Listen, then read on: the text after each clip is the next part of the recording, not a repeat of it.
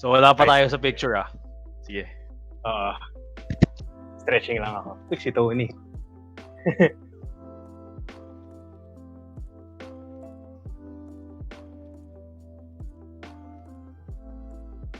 Sobrang benta na yung picture natin. Sobrang serious ng costume. Siguro pagdating sa main show, putang ina ka. Kagagaguhan.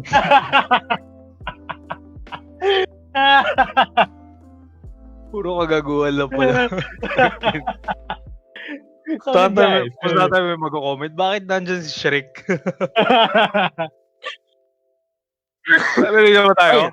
Live na ba tayo? Okay guys, welcome to our another episode of Tambayang Talong. And ito, special episode to kasi this is the Star Wars Day. So guys, may the 4th be with you. Kamusta kayo lahat? Ayos naman, pare. Kamusta? May the 4th be with you guys. Yes guys, sorry. Sobrang ito yung day na lagi kong inaabangan every year, pare. Kasi sobrang it reminds me of my childhood, pare. Yes, exactly. Same din. Actually, this is the first year that I think i-celebrate ko talaga siya. Kasi the past few years, parang dadaan naman sa Facebook and everything. Pero this year, I'm literally celebrating it with you guys, diba? So, yes. So for today, guys, yes, hindi to technical difficulty. Talagang naglagay kami ng ng konting obstacles sa aming mga pictures. Kasi right now, we want you guys to guess kung sino yung mga characters na ginawa namin. Do you have any guesses, guys? Ilan ba viewers natin nakasama natin ngayon? I think we have 5,000 viewers. So anyway, thank you for tuning in. So yeah, nag-prepare kami ng costumes for you guys, and yes, we'd like to show our costumes in a while. By the way, na-share na ba? I mean, like, na-share na? Tapos na kayo mag-share? Yes. Oh my God, di ko pa pala na-share. Sorry, sa isang area ko pa lang pala na-share. Anyway, sige, i-share ko lang siya afterwards. Anyway, so let's do our reveal. So I think ang uunahin natin with our reveal, with our reveal is our friend Flick Friends. Okay? So ready ka na ba pakita ko yung costume mo? Ready na. Kailangan nila hulaan sino ako. Okay, so tingnan natin. Bibigyan sila ng 5 seconds para hulaan kung sino ka, okay? So, Ivan, pakita mo na kung sino siya. Game. Ayan na Wow! Oh, ay ba? Andaya, Ivan, nagpakita ng katawan. Papayag ba tayo dun? Budget friendly na costume lang mga pre, pero very accurate sa movie, 'di ba? Sobrang sakto yung taas ng nung pantalon, 'di ba? Pantalon ba yan o shorts? Pantalon, pare. Pantalon. Para syempre, kailangan accurate sa movie, pare. Pantalon ako. Okay, sige. Well, siguro tanongin lang kita saglit. Bakit yan napili mo costume for our ngayon? Pare, quick lang. Kasi I think Kylo Ren is the only shining light of the new trilogy na nasayang unfortunately. Pero I really think na siya yung parang pinaka the best thing that had it going. Oops, si Tony. Bigla sa mamay aso ko. Pero yun. That's why I chose Kylo Ren kasi solid siya. Siya lang yung solid doon sa movie yun sa trilogy na yun. Bagay, okay. Good one. Okay. Ivan, ikaw na muna. Tingnan natin kung ano. Ivan, ready ka na ba? Ready na ako, men. Okay. Pakita mo na sa kanya. Weep. Buta, angas! Kamusta mga pre? Ang hirap huminga! Anong baho nung mask, man?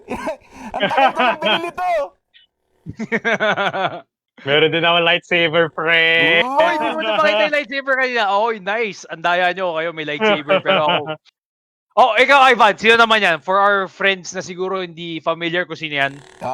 Para sa mga tropa natin di nakakaalam, ang costume ko si Darth Vader, yung pinaka-favorite kong Sith Lord sa buong Star Wars universe, mga pre. Amen. Okay. So, bakit mo naman yan napili mo?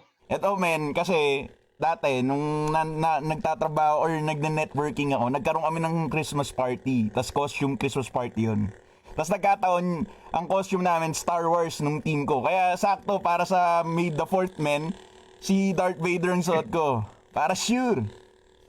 Para sure. Okay, good one. Good choice. Humihinga-hinga pa to, yo. Tingin mo ba masasurvive mo yung COVID na yan yung mask mo? Parang angas pero parang hirap huminga. Ang hirap, men. Nagpapawisan, nagmamantika ako sa loob, men. Mainit. yung gold tip mo ba? Yung gold tip mo pinagpapawisan sa costume mo? Oo. Okay. Pwede ba tanggalin niya para hindi ka mahirapan? Kasi mahirapan tayo mag-usap sa'yo pag the whole show naka-mask ka. So, siguro para Van, siguro para later bago tayo mag-start technically with all the questions or baka at the end of the show, pwede natin i-screenshot yung mga sarili natin with the full costume. So from there, tsaka mo na lang sa suotin para at least hindi ka mahirapan. Sige. Diba? Okay, so I guess ako na. It's my turn. Wait lang. Okay, guys. The main event. Okay, so guys, I'm pretty sure kilala nyo to. Hindi kayo magkakamali dito dahil napakadali nitong costume na to. So guys, Ivan, pakita mo na kung sino ako. Game. Ayan na, men! Ay! Totoo sa costume na to! Told me the world was gonna roll it. Okay guys, para sa mga nako-confuse, hindi si Shrek to, okay? Hindi si Shrek yung kasama dun sa Star Wars, okay? So, ito, hindi pa ako sure kung ako si Master Yoda or si Grogu eh. Pero, yun nga. Napili ko to kasi I think, first of all, sobrang cute niyang character. Pangalawa, wala atang tangang mag-iisip na gawin to kundi ako. So, yun yung naisip kong gawin. Second is, I really like Master Yoda kasi maganda yung race na to think na meron lang tatlo. Technically, sa whole universe ng Star Wars, tatlo pa lang lumalabas. Tatlo pa lang. Si Grogu, si Yoda, and then si Master Yaddle. Yeah, si Master Yaddle. Yun. So, tatlo lang sila sa buong universe. So, medyo unique sila para sa akin. And I'm really, really excited na, at least for some small part na nagaya ko sila. Ayan, so, yun yung rason. So, guys, welcome to our show. Welcome to the Star Wars episode. Welcome, mga pre. Talong Gaming. Maraming salamat. Yeah. Meron ba tayong mga bagong comments so far? Ano yung mga comments natin? Nakita ko lang comments is, may gold tab ba dito? Oh, yes, magkakaroon ng gold tab. Meron. Color green na gold tab. Pili ka kung anong gusto mong gold tab. Unang gold tab, yes. Ang tawag mo dyan, si Shrek daw, sabi ni parang Swifty. Oo, si Shrek. Pag May the 4th, Yoda tayo, saka kaya Grogu. Pag Halloween, saka tayo nagiging Shrek. Okay? So, yan. Para tipid din sa costume. So, yun.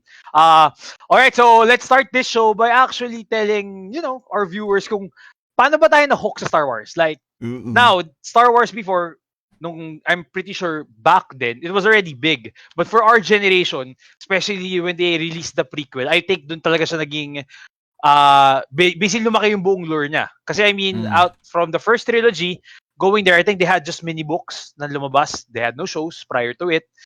Basically, our generation as a kid, dun talaga nag-start yung mga, kumbaga, spring-offs eh. So the prequel, and then we had the Attack of the Clones, the animations, and also the games. So for you guys, how was Star Wars introduced to you, and how did it make an impact in your life? So yun. Let's start first with Flick Friends. Ako, for me, Star Wars started when I was super, super young. I think, kinder pa ata, pare. Kasi, lahat ng I think lahat ng kagustuhan ko sa pop culture, nagsimula sa family. So, bali kasama ko yung ninang ko nun, yung ate ng mom ko. And madalas kaming mag-chill sa kanila sa condo nila before. And then, the very, very first Star Wars movie na pinapinood nila sa akin, nasa pa yun, pare? Alam mo yung laser disc? Yung parang CD na napakalaki. Yung malaki, yung mukhang vinyl. So, yung pinakaunang pinapanood sa aking Star Wars movie is Return of the Jedi, actually. Shit! And ever since then, pare, I was just instantly hooked. Kasi, Star Wars, we'll talk about it later in more detail. Pero Star Wars has a lot of very deep themes. Hindi lang naman siya puro sword fighting and force whatever. There's a lot of things going beneath si Tony. Oh my God. There's a lot of things going beneath doon sa story that is really, kaya siya maganda kasi no matter kung anong edad mo, meron ka laging napupulot na aral sa Star Wars. Sigurado, So man. for me, when I started watching Star Wars when I was in kinder, so yun, dun siya nag-start. And parang ever since then, nahook na ako eh. Oo. Nice. By the way, guys, mga tropa natin, kasi special day to para sa aming mga Star Wars fans. Umiinom kami mga Yung kami. Yes. Yeah, cheers para sa mga tropa natin. Sabayan niyo kami. Cheers. Yes. Cheers. Since ako si Yoda, uminom ako ng Tanduay. Yan ang mga ininom ni Yoda eh. Emperador, mga ganun. Mga pantito gaming, hayop.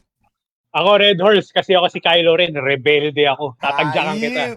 Ako pang mga tayo kunwari Sophisticated tayo. Yeah. Sophisticated. Boss. Darth Vader ba? Okay. Yoda, Go down get na. yes, Yoda, eat. O, ikaw na. Ikaw na. Ikaw na iban. Same kami ni Migo nung first ever Star Wars film na napanood namin. Yung Return of the Jedi din yung napanood ko. Ang storya nun, yung daddy ko galing nun sa States. Binisita niya yung mga kapatid niya dun. Kasi siya lang yung naiwan dito sa Pilipinas. Tapos, parang pag uwi niya, meron siyang pasalubong sa akin na lightsaber ni Luke Skywalker, yung na-fold pa. Diba? Tapos may ilaw lang doon sa dulo. Tapos yung VHS naman ng Return of the Jedi. Tapos lagi ko yung pinapanood, pre.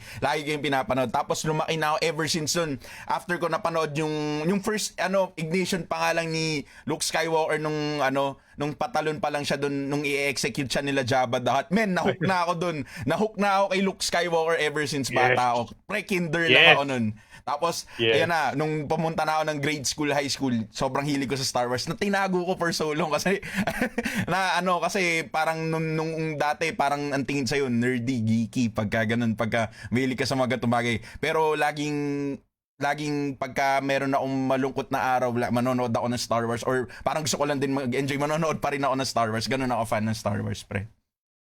Nice. Tama naman yun.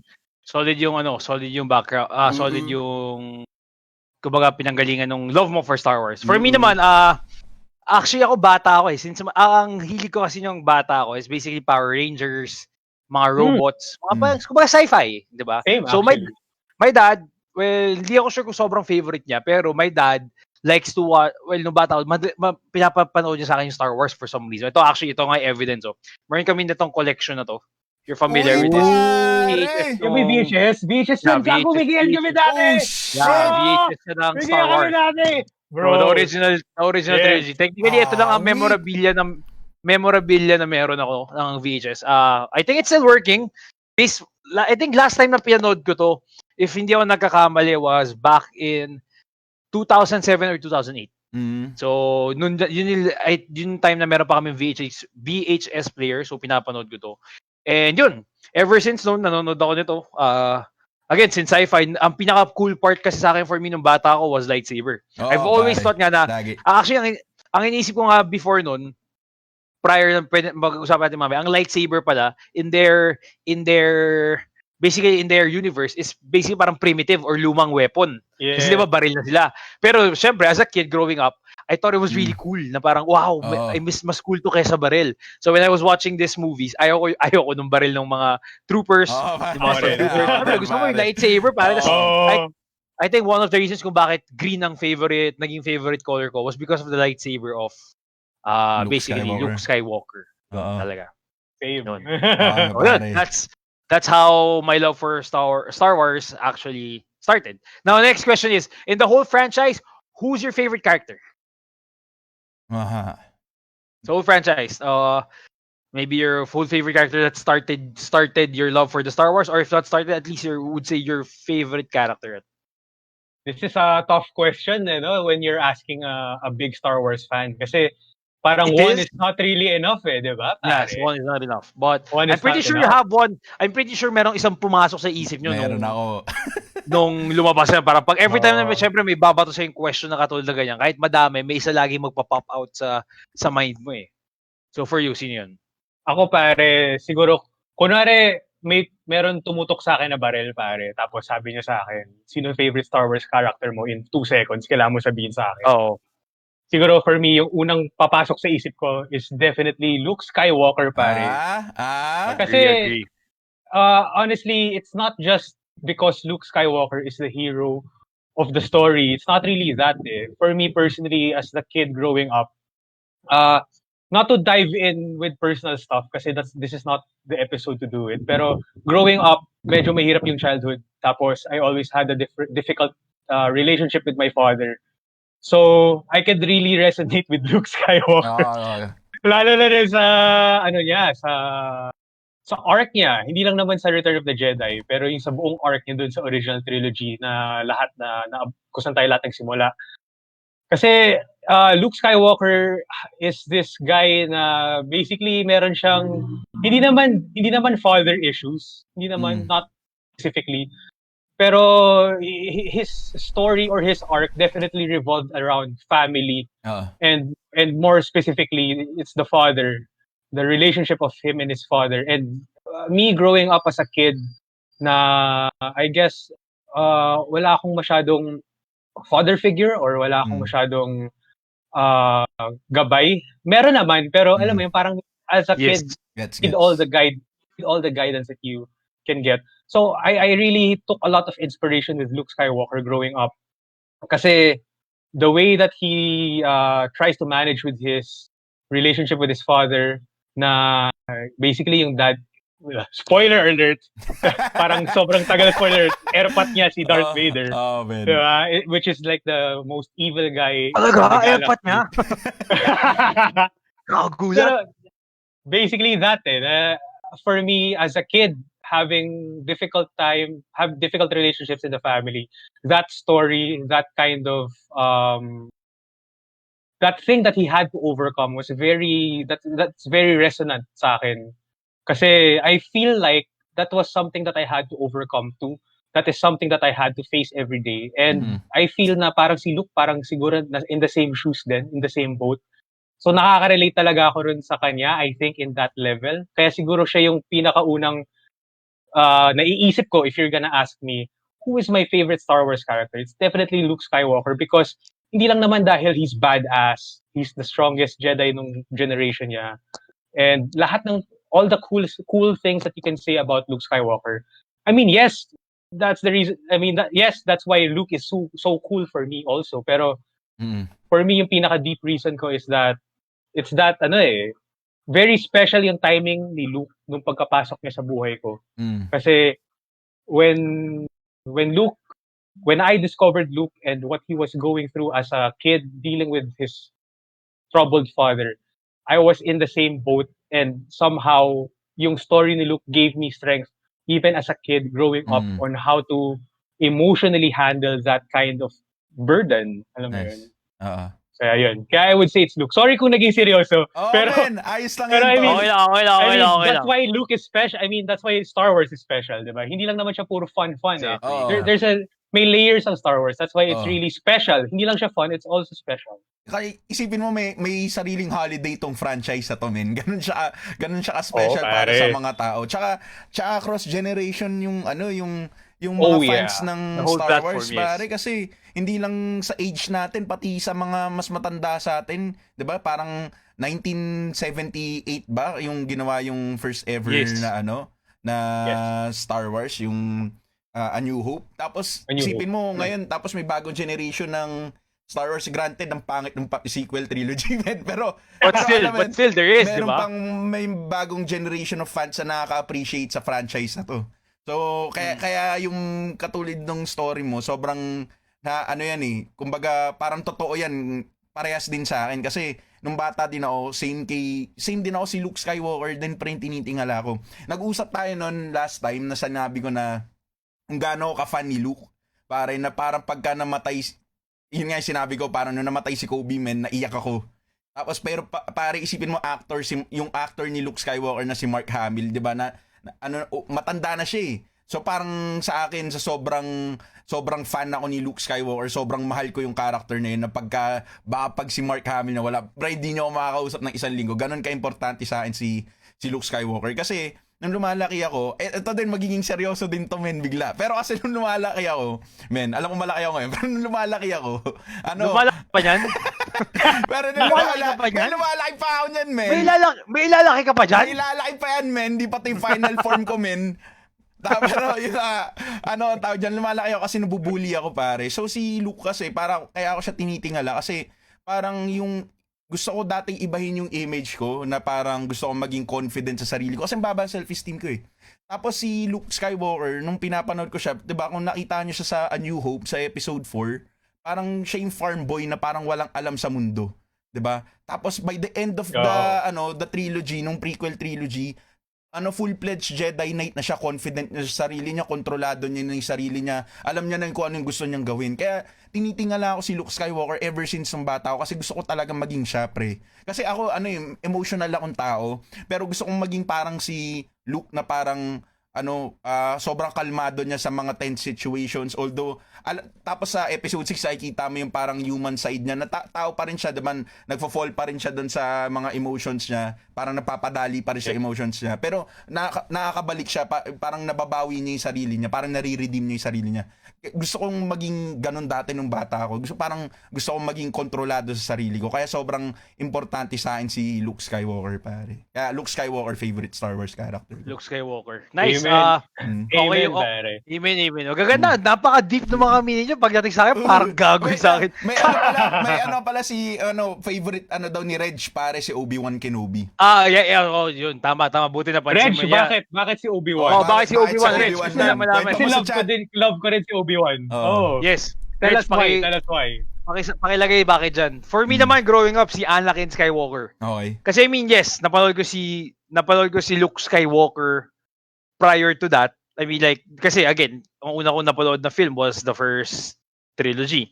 But then, growing up, mang angas si Anakin eh. Alam mo, may swag siya eh. Man. So, especially especially on the, what do you call this? What was episode 2? Phantom Menace and then... Down. Attack of the Clones. What was episode 2? Attack of the Clones. So, sobrang angas na doon. Plus, also, what do you call this? Basically, yung... The Clone Wars. Sorry. Sa Clone Wars, isa sa mga... Yes, hinighlight siya sa Clone Wars doon eh. Isa siya sa hinighlight sa Clone Wars na character. So, ayun. Naangasan talaga ako sa kanya eh. And that character niya doon eh. Diba?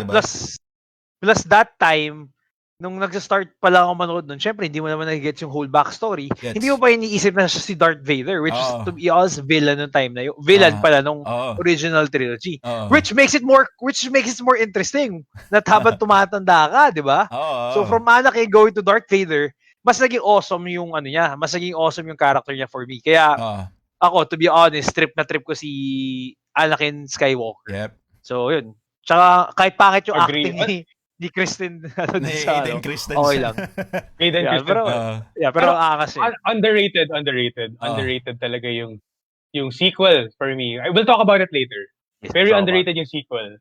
Okay. Since meron tayong established na konting backstory regarding our love for Star Wars. Now, I'd like to ask naman sa inyo, do you have any trivias? Let's start with the trivias first para at least maka-join sa atin yung mga viewers if ever they have a question for us regarding trivias. Or guys, we encourage you to also share your trivias that you know regarding Star Wars. So, guys, ako honestly, I'll be super honest, di ako masyadong nakahanap ng trivia, so I'll leave the floor to you guys. Whatever trivia you have, guys, and then siguro I'll just add up to it if ever I've read something. So yun. So I think sino gusto mag-start regarding trivia? Meron akong trivia isa. Go. So fun. So guys, Mace Windu played by Samuel L. Jackson. I think lahat naman tayo sobrang aware sa filmography niya, 'di ba? Sobrang angas. Badass yun eh. Pero here's one trivia about him when he was playing Mace Windu. Si Samuel L. Jackson, yung lightsaber niya doon sa prequel, meron actually naka-engrave sa lightsaber niya. Can you guess guys kung ano yung naka-engrave doon? Alam ko to eh. Sige. Ito yung clue ko. Call back to sa isang movie na kilala rin siya. Na yun din ang nakasulat sa isang particular item doon sa movie yun na special. No, actually, I think it's a callback to his whole career. This line is basically his Pretty career. much. Pretty much. Diba? Pretty much, it's his Pretty career. much. Totoo. Pretty much, yeah. So does anyone know it? Maybe sa mga viewers natin, do you know whatever that phrase or line? Hintayin natin. Sige, habang hinihintay natin kung alam nila, magbibigay ako ng isa pang trivia, mga pre. Go. Alam nyo to. Actually, hindi ko alam kung trivia to eh. Kasi pinag-uusapan to ng Star Wars community. So, di ba naalala nyo si Anakin blue yung lightsaber. Mamaya di-discuss natin yung colors ng lightsaber. Pero, di ba si Anakin blue yung lightsaber, pinas down sa kanya blue yung lightsaber niya. Pero pagdating sa Return of the Jedi, naging green. So parang iisipin mo lang, parang hindi ko alam kung ano yung sa production yan, ibig sabihin yan. Pero dun sa lore daw, ang sabi daw ng mga tao, yung reason kung bakit naging green yung lightsaber ni Luke, kasi nung ginagawa niya yung lightsaber, yung schematics nun, kung papansin niyo yung hilt, kamukha nung lightsaber ni Obi-Wan, di ba? Mm-hmm. So nahanap niya yung parang blueprint nung lightsaber ni Obi-Wan. Tapos, ngayon, yung kyber crystal na ginamit niya, kay Qui-Gon Jinn daw. Kaya siya green. So kasi 'di ba kinuha ni Obi-Wan yung lightsaber ni Qui-Gon nung pinatay siya ni Darth Maul dun sa Phantom Menace. So yung kyber crystal daw, kinip daw niya, tapos yun daw yung nilagay ni Luke Skywalker dun sa panibago niyang lightsaber sa Return of the Jedi. Kaya siya green. Okay, that's nice. Oh shit. Gago, ngayon ko lang nalaman yun, pare. Parang pero usapan lang, hindi pa yun na-confirm, pero yun yung laging usap-usapan ng Star Wars community. Pero mamaya magda-dive in ako dun sa meaning ng mga Star Wars colors kasi nung binili na siya ng Disney, nag-iba na rin yung ibig sabihin ng mga colors ng lightsaber sa pagkakaalam ko eh. So mamaya ipag-usapan natin 'yan. Pero yun yung isa sa mga fun facts na parang natuwa ako nung nalaman ko siya. Yeah. Speaking of kyber crystals, if hindi kayo familiar, it's basically the power source of the lightsaber. Yes. So normally, based ngayon, nagbabasa ako just for facts for the people. If syempre, I'm pretty sure may mga nagtataka, bakit ba may kulay yung lightsaber, which we will tackle later. But the thing is, the kyber crystals basically the ones that's giving it power. If nakuha niyo yung details, it was actually explained in Rogue One, if I'm not mistaken, kung saan nila nakita yung blind na Force user. Yeah, basically that's a kyber crystal mountain. Yes, Chirrut. It's basically a kyber crystal mountain. Kumukuha ng kyber crystals dun yung Empire. So if it's a small detail regarding sa hindi sila dive in doon, pero it's one of, I think, the mining sites of kyber crystals. So what they do is basically yung kyber crystals is sa Ilum Jedi or planet Ilum. Yes, I think so. Yeah, I think so. Basically, they meditate on it, and then from there, kung ano man yung nakukuha lang force, it actually gives them the color. So kung anong force yung parang i-give nila or like ilalabas sila with the kyber crystals, dun basically nagko-colorize yung kung ano parang personality nila, di ba? Personality nila with the kyber crystals, yes. So, yun. So, we'll dive into the colors later. So, yun. Just small fact. Now, I think walang nakasagot dun sa ni Migo. Walang nakasagot. Guys, okay. Ito, last call. Sa lightsaber ni Mace Windu, may naka-engrave doon na phrase. What is it? Pero yung clue doon, it's basically a callback on what he usually says. On his career. Of his career. Siguro ang movie lang na di niya sinabi sa Disney movies niya, no? Pero like, Shaft, everything sinabi niya eh. He almost said it. Sa end ng, if I'm not mistaken, end ng Infinity Wars. Infinity Stones. No, I think sinabi niya ba yun? Yung disappear. Yung cutscene. Yes. Yung nag-disappear. Yung nag-evaporate. Yeah. Yung ano siya. Yung na-blip. Yeah, the blip. Parang ano siya doon? Tawag dito? Basically the setup for Miss Marvel.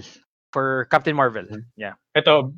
So, since wala pa nakakasagot, I'll say another trivia, guys.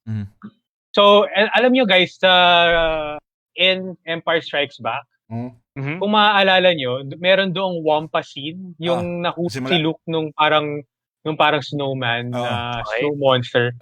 Tapos after nung scene na yun, basically pinakita in camera na basically nag-iba yung itsura ni Luke because of the attack. Right? So basically, may story doon behind the scenes in the production apparently, I'm sure alam niyo na to, Ivan and Alam ko. watch. Basically, he got into a bad motorcycle accident while filming. While filming, Mark Hamill, the actor of Luke Skywalker, got into a really bad motorcycle accident.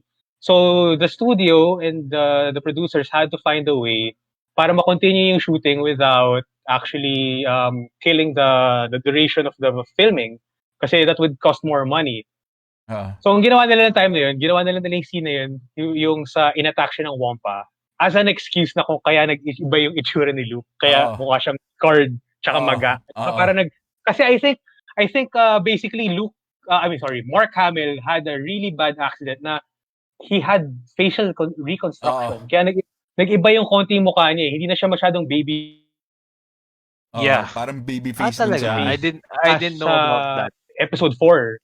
So kaya ginawa nila yung Wampa scene na yun. It was because Mark Hamill got into a really bad motorcycle accident. May nakasagot na, filming. Parang Migo. May nakasagot na. Meron. Kulang, pero medyo, may kulang lang na isa. Kumbaga dun sa isang word. I'm looking. Paring Reg. Ay, tama! Ayan. Reg! Tama. May kulang na word, pero basically that's it. Ayun, so going there, pare, sa hilt ng lightsaber ni Mace Windu, may naka-engrave doon na badass motherfucker. So, call back yun. Oo, pare. Call back yun sa wallet ni Samuel L. Jackson sa Pulp Fiction. Doon sa last part ng movie, kung kailan niya kinonfront yung bad guy, sinabi niya na basically yung my wallet is the one that says badass motherfucker. Oo, pare. Kaya, ang galing eh. Yeah. And I think isa pang carry over na trivia doon. Actually, before walang purple na lightsaber. It was actually just Samuel L. Jackson who requested a purple lightsaber. Tapos eventually na-carry on na lang sa lore. Di ba, Van? Yeah, is that right? Actually it is. Ang nangyari dun sa, kung bakit siya nagkaroon ng purple lightsaber, kasi sinabi niya daw kay George Lucas na, parang sasama siya dun sa movie pero bigyan mo ako ng purple lightsaber. Pero sabi ni George Lucas, hindi, lang yan, green or blue lang yung lightsaber or red, depende. So, ang sabi niya, magkakaroon ng parang malaking war scene sa Attack of the Clones. Gusto niya kita siya dun sa Kita siya, yeah. Tapos yung binigay sa kanya, nagulat siya pagdating dun sa post-production, ginawang purple ni George Lucas yung lightsaber niya. Sobrang galing. Pero in terms of lore, ang ganda ng explanation ng purple lightsaber. Maganda yung pagkaka-explain for purple lightsaber. Sobrang ganda. I think it's actually a nice color kasi ewan ko, hindi ako familiar, pero aside from the canon, and I think also dun, I forgot kung yung tawag nila dun sa non-canon eh. Ivan, yung tawag nila sa non-canon na universe? Extended universe. Sa Legends, Star Wars. Legends. I think wala pa ring may purple eh. So far, wala pa silang dinadagdag. Si Mace Windu dun sa... Actually, yung alam ko na lore about dun sa colors ng lightsaber, galing sa Legends. Kaya hindi ko lang alam kung canon na yun. So, pero mamaya ikukwento ko sa inyo kung ano. I think it is. I think yung kung ano nasa Legends, yun na rin yung kinanonize. Mature pero feeling ko yun na rin yung canon nila eh. Yun. Ito so anyway, isa pa akong trivia pare. Go. Ano ba yung mga trivia natin dyan for our viewers? Before guys, I think everyone knows that Harrison Ford is basically the man, di ba? Parang he's a well-established Hollywood guy, lead actor, ang dami niyang filmography. He's the man. Pero fun fact, guys, before working in Star Wars, Harrison Ford was actually working as a woodworker or a carpenter. Yes. Tapos, yes! Fun facts. Tapos ito pare, here's the story kung paano niya nakuha yung audition for Han Solo. Mm-hmm. So si Harrison Ford was working in the office of director, also a legendary director, Francis Ford Coppola, the director of the Godfather series. Okay. Yes. He was working in his office. He was, I think, fixing or doing something with the woodwork of the office. Mm-hmm. Tapos, yung nagtatrabaho siya noon, ng time na yon, sakto, merong meeting si Francis Ford Coppola with George Lucas. Tapos, na-notice ni George Lucas si Harrison Ford na nagtatrabaho. Sinabi niya na parang, basically, I'm paraphrasing, parang, di ba nakatrabaho kita before? Kasi basically, isa pa tong trivia actually. Hindi first time mag-work together ni George Lucas at saka ni Harrison Ford sa Star Wars. Well. Hindi ito yung first movie nila. Yes. ang first movie together ni George Lucas and ni Harrison Ford was actually American Graffiti, a movie that was directed by George Lucas 3 to 4 or 5 years before he directed Star Wars. Okay, So check yung out yung film na yun. so years and years later, nung nagtatrabaho si si Harrison Ford as a carpenter. Pero totoo naman siya talaga si Han Solo, man. Wala naman Oo, pare, that's him. Yeah. No one can replace him. Oo. Nagtatrabaho siya sa office. Napansin ni George Lucas uy, di ba ikaw yung nakatrabaho kita before? Tapos parang, basically, nakita niya si Harrison Ford there, he gave him the opportunity to audition for the role. So originally, basically, guys, si Harrison Ford wasn't really trying to get the role of Han Solo. He wasn't actively auditioning or chasing after the auditioning of the role of Han Solo. He was just approached by George Lucas in this serendipitous event na nagtatrabaho siya as a carpenter sa office ni Francis Ford Coppola. So that's another fun fact trivia. That's a very interesting fun fact, no? So imagine mo parang lumalabas talaga doon na pare, destiny talaga maging Han Solo. Oh yeah. Pare, and he did justice in my opinion. I mean, if you think about it, they did a Han Solo standalone film, right? It didn't work, man. Wala hindi siya kasing charismatic ni Harrison Ford. Pero merong isang guy, speaking of, eto, parang dagdag na natin to sa trivia. Merong isang guy na naging parang kamukha niya si Harrison Ford nung bata siya. Tapos kaya niya yung boses siya, mannerism siya, kaya niyang gayahin. Nag-work siya dun sa isang movie. River Phoenix. Kuya ni Joaquin Phoenix. Oh, okay, River Phoenix. Oh, yun yung actor para sa Han Solo, yung solo movie. Di ba? Oh, no. Iba yun. Pero yung ibig kong sabihin na isa, parang Gruber yung apelido niya eh. Voice actor siya. Tapos yung role niya, naging younger version ni Han Solo, ni Harrison Ford sa isang film na nagtaka lahat ng Star Wars fans, halos lahat ng nakakilala sa kanya, na bakit hindi siya kinas as Han Solo dun sa solo film. Kasi pare mas bagay talaga siya kesa dun sa yung kinas nila na Han Solo. Although good job dun sa ginawa nila kay Lando Calrissian, si Childish Gambino. Sobrang nandoon sa kanya pare. Pero si Han Solo hindi talaga. Dapat yun na lang si Anthony Gruber yata yung pangalan niya. Hindi ko maalala. Parang ganun. Oh, that's nice. Oh, okay. Hindi ko pa alam yun. Pero yeah. I mean, yung Han Solo ngayon, medyo steads lang siya. The Lando was nice. Although, mas na-imagine ko mas batak si Lando. Kasi parang sa original film, medyo bad boy ng konti. I mean, he's smooth. Pero mas malaki. But Childish Gambino, medyo parang lalam niya for me. Pero yung charm, bro, nakuha niya. With the charm. Yung charisma. Yeah, but not the physique for me. Pero okay naman. I mean, like, I'm not saying it's bad. But yeah, it was interesting. Si Carl Weathers yung original nag-play kay diba? Am I right? Or I think I'm wrong. Hindi ko maalala kung pangalan Hindi ako familiar. Natin. But, speaking of Han Solo, did you guys enjoy it? Hindi. The movie? Ako ayos lang. Parang hindi siya parang, alam mo yun, sakto lang siya movie, pero parang ayoko siya ilagay dun sa mga best Star Wars movie. Ito guys, meron ako aminin sa inyo guys. Sana hindi ma-revoke yung Star Wars fan card ko. Go. I haven't seen Solo. That's fine. Okay lang, men. Okay lang naman. Okay lang. Noong time kasi na yun, nagkaroon ako ng phase na parang, ko pala, I think I'm such a fucking dork-ass fan na I had to stop watching new renditions of Star Wars because it was kind of ruining it. It was ruining it for me somewhat.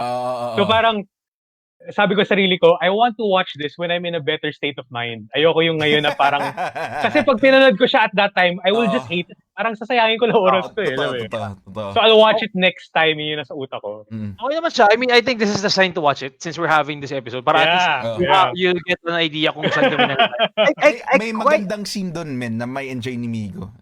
Basta, may makikita ka doon, men. I did like yes, that one. That was really exciting for me. For me, that was exciting part. Aside from the love story part, medyo... Pero at least you had an idea kung bakit ganun yung mindset ni Han Solo in the first trilogy. So ako, medyo yun na yung nagustuhan ko sa kanya. Any more trivias that you have for the peeps? Ako, meron ako... Trivias? Ikaw, Ivan. Meron isang trivia. Good sa bro. Good sila, alright. Ako siguro, I would say na mabilis lang. Go. Yung design ni Yoda, ang ginawa nilang inspiration for his, di ba? Sakto kay Watch. Apparently, yung ginawa nilang design for Yoda, ang naging isang inspiration nila for the eyes was actually Albert Einstein. Doon sa isang famous picture. Kasi merong famous picture si Albert Einstein eh. I think we've all Di ba seen yung it. ganon? Yung nakadila siya pero yung original picture hindi siya nakadila. Pero that picture, that quintessential Albert Einstein picture was the inspiration for Yoda's eyes.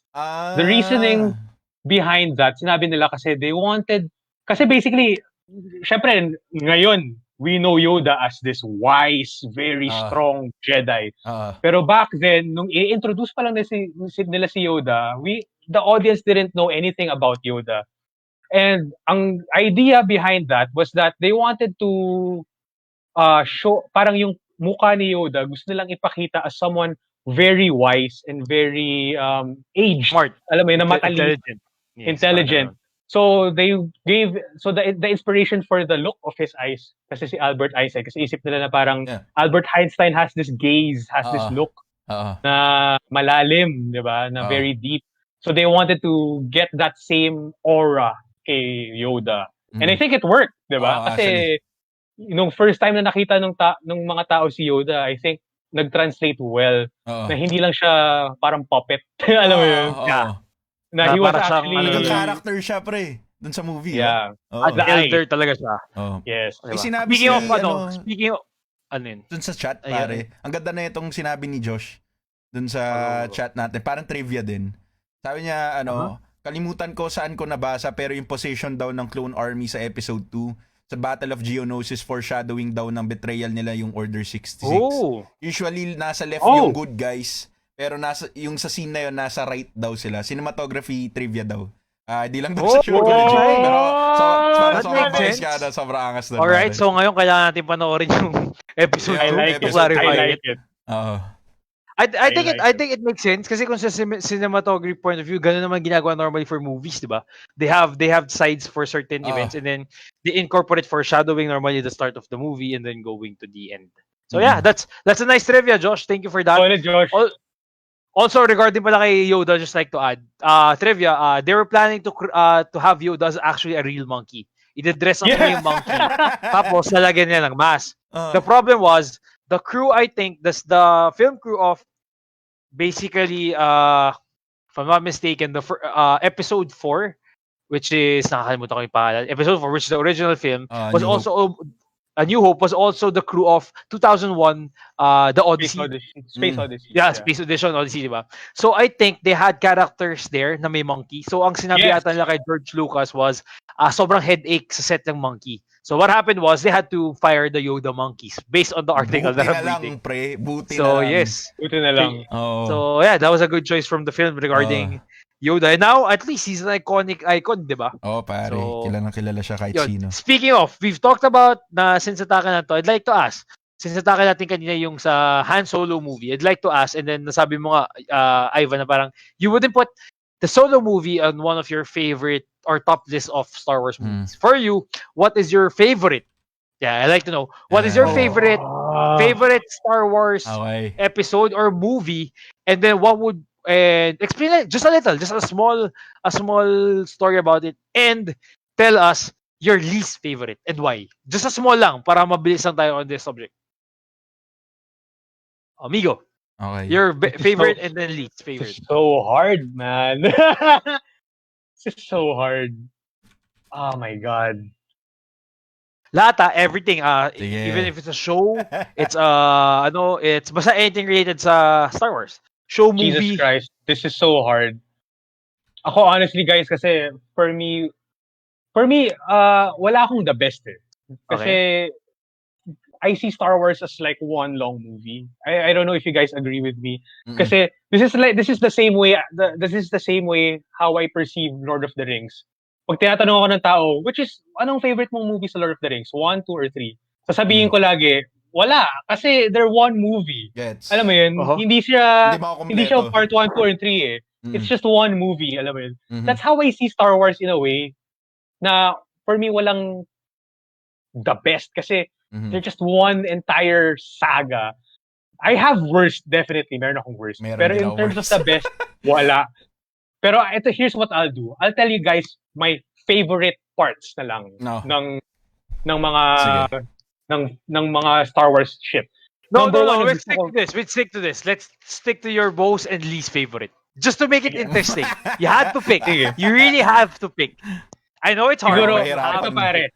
ako tie ako sa Okay. episode 6 and episode 3. Okay, So, episode mabilis lang explanation. Okay. Mabilis lang explanation. I love episode 6 because it's my first Star Wars movie and it literally made me fall in love with Star Wars Yep. hanggang, alam mo yun, till the end of time. yes. For me, especially yung 3. Kasi it's one of the movies that proved me wrong. Mhm. It's one of the movies na when I first saw as a young adult, I kinda liked it, and then eventually I didn't like it. And then when I became an adult, I watched everything again. Kasi basically ang ginawa ko kasi guys, before Agree nila ako dyan, pare. yung in-announce nila na, uy, may bagong saga, may bagong Star Wars. Yep. Magkakaroon ng episode 7, 8, and 9. 9. When that happened, sabi ko sa sarili ko, holy shit. I have to basically review the emotions ng Star Wars. So pinanood ko uli lahat. And beforehand, hindi ko pa napapanood uli yung Star Wars in the same kind of emotional state na very serious, diba? Mhm. So when I watched episode 3 again, actually when I watched the original prequel, I was going in a negative mindset kasi alam ko na parang medyo hassle to. But again, as I said earlier, episode 3 proved me wrong. When I saw it as an adult, kumbaga gets parang I kinda forgive already the negatives of the movie. Sabi natin, acting, lines, the delivery of the lines and whatever. Medyo parang, does it really matter if the story that's really happening, that's unfolding is really this epic? Parang may pakialam ka ba sa mga maliliit na details? And that's what I saw in this movie when I watched it in this new perspective ng mas matanda na ako, na parang, holy shit, this is actually really great also. The turn of Anakin was tragic. Sobra. Yung final battle nila was really epic in terms of choreography. Sobra. I love it so much. It's the best out of the series. Oh yeah, and the score. The score, yung music. Pare. Tumataas balahibo ngayon just like thinking about it. Yeah. The score of that movie is legendary. Pare. Yung pagdating na sa legendary. Mustafar, diba? Puta. Iba. Holy shit. At saka, how they try to connect. The effort. Yeah, very epic. And the way that they try to connect the old trilogy, the original trilogy to this prequel was admirable. It's not perfect, but it was definitely super admirable on how they tried to do it. So for me, episode 6 and episode 3, pantay siya as the best. For me, ang worst, siguro masasabi ko was, I hate to say this, was the latest Star Wars movie, episode 9. Which is... Yeah, dude. Honestly, I can defend this. If anyone wants to fucking debate me on this, I can defend this. Kasi this will be fun. Kasi basically, episode 9 was, what the fuck? Anong title uli ng shit na movie na to? The Last Skywalker ba? The Last Skywalker. The Rise of Skywalker. Last Jedi yung 8 eh. Last Jedi pala is 8. Wala akong pakita sa sequel movies. The Rise of Skywalker, for me, was just... Okay, for me, mas maganda yung episode 7 kesa sa episode 8 kesa sa episode 9. The only reason why 8 is better than 9 was because 8 is at least original in the story that it's trying to say. Gets. Who else in the theater got the same vibe nung nangyayari yung last part ng episode 9 na, shit, this is Avengers Endgame! And that experience really diminished Star Wars as a whole because, for me personally, Star Wars is supposed to be this very special experience, very unique experience na basically when you're watching Star Wars, you're not thinking about anything else. Wala kang iniisip about real life, your own problems, or other movies. You are basically drawn into the world of Star Wars. Immersive, basically. And dito sa episode 9, they basically broke that parang fourth wall for me na parang shit, Gets. naubusan sila ng bala na kailangan nilang gumaya. Oo. And nung ginaya pa nila, it wasn't even executed well. Oo. So, Are we talking about the kiss? Never mind, let's not talk about the kiss. Pero Okay, Ivan. biglaan yun, men. Alabo nun. Well, let's not dwell on this. We're talking about this trilogies, but we're gonna have opposite. We're gonna have future episodes regarding the 3 trilogies: the original, the sequel, and the prequel. So we'll dive in more to that. Now, Ivan, ikaw naman. Ano yung? Oh, sorry, but before that, we have a comment from our friend Francis. Francis, what's up, my friend? What's up, Francis? Sabi niya, ang favorite quote niya is "Hello there." Nice. Yeah, that's actually that is a very interesting quote. And he also noted Hayden wasn't a bad actor. He did the best with the script he was given. Yes, I agree. I agree. Yeah, wala tayong magagawa doon. I think I agree, Francis. And actually, idadagdag ko lang din. Go, sige. Dun sa kay Anakin na parang pansinin niyo kung paano siya yung kung paano siya magsalita, yung speed, yung kung paano siya magsalita. Parang ginagaya niya kung paano magsalita si Darth Vader. Yung para sa stroke.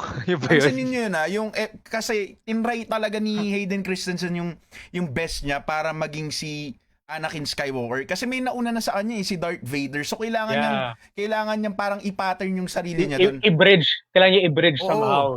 So parang kung tinanong mo kung paano You're right. kung paano siya magsalita na parang kunwari Obi-Wan, yung parang mga ganun, parang may nagda-drop yung sentences niya, parang ganun. Yeah. Ganun din Holy siya shit, sa prequel. Pero kasi sobrang I like it better now. Sobrang bad writing lang yun.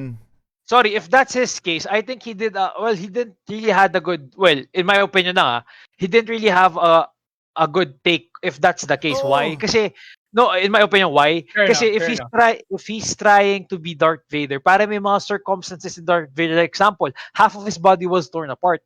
Maybe that's one of the reasons kung bakit ganun siya magsalita. So in my opinion, as an actor, he could have put himself more on that. He actually, in my opinion, he did well on the second film when he was fun, loving, and everything. Pero I think it went really down nung sa Revenge of the Sith when medyo makikita mo na parang nagbabago siya. Although it was, for me personally, I like when his interpretation when he was fun. Yung tawag dito when he was daring, when he was rebellious. Yung now this is pod racing. Yeah, yun, medyo it was quite funny, I mean, like, at least pasok siya dun sa parang Anakin as a Anakin because that was him in the basically in Phantom Menace. Diba? Technically, I think he's the Phantom Menace. Technically, he's a menace. Dun sa second, actually, gets kayo sinasabi mo, parang watch. Yun yung napansin ko. So anyway, balik tayo sa'yo. Ivan, what is your most favorite movie in series or something? And then least? Sige. But wait, shoutout ko lang si paring Red. Sabi niya, favorite niya Empire Strikes Back, tapos episode 8 yung list niya. Sorry, hindi ko makita. Tapos, episode 8 daw. Okay. Ako, ito pala. Sorry, hindi ko nakita rin. Sorry. Yes. Favorite ko kasi, same din kay Migo. Favorite kasi ito yung first ever Star Wars film na napanood ko. Return of the Jedi, episode 6. Pero, masasabi kong pinakamaganda siguro out of all the films is probably episode 5. Kasi parang mas, kung papanoorin mo yung episode 5, parang mas kompleto yung movie na yun kaysa out of all the films. Yun yung reason kung bakit masabi ko mas maganda yun. Least favorite ko, episode 8, The Last Jedi, dahil sa ginawa nila kay Luke Skywalker, pare. Actually, sobrang nababad trip ako doon, pare. Yung Force Skype, pare. Kasi, yung labo nun, pre. Actually, nung nandun ako, nung first time ko pinanood yung Last Jedi, 3 beses ko pinanood yung sinihan niya. Same. Ako, nung first time ko siya pinanood, sabi ko, holy shit, ang lakas na ni Luke. Nung nakita ko yung gano'n na parang inatake siya ng mga at-ats, di ba? Mga Imperial Walkers. Tapos, tangina, hindi siya na-face ng mga laser, man. Tapos, tinatapik ko pa si Silver J, gago, magkasama kami nanonood nun. Tapos, pero na-realize ko, sabi ko, bakit hindi niya hinarap yung First Order, man? Basta, yung episode 8, gusto ko muna itaal episode 8 kasi mas marami ako masasabi dito eh. Kasi episode 6 yun, kaya ako siya favorite yun nga kasi yun yung first time ko. Pero episode 8 kung bakit putang galit na galit ako sa movie na yun. As binastos nila si Luke Skywalker, man. Yung director, I feel you, pare. Yung director Agree. na to, yung director ng episode 8, Ang ina niya, men. Nakabad trip ako sa kanya, pre.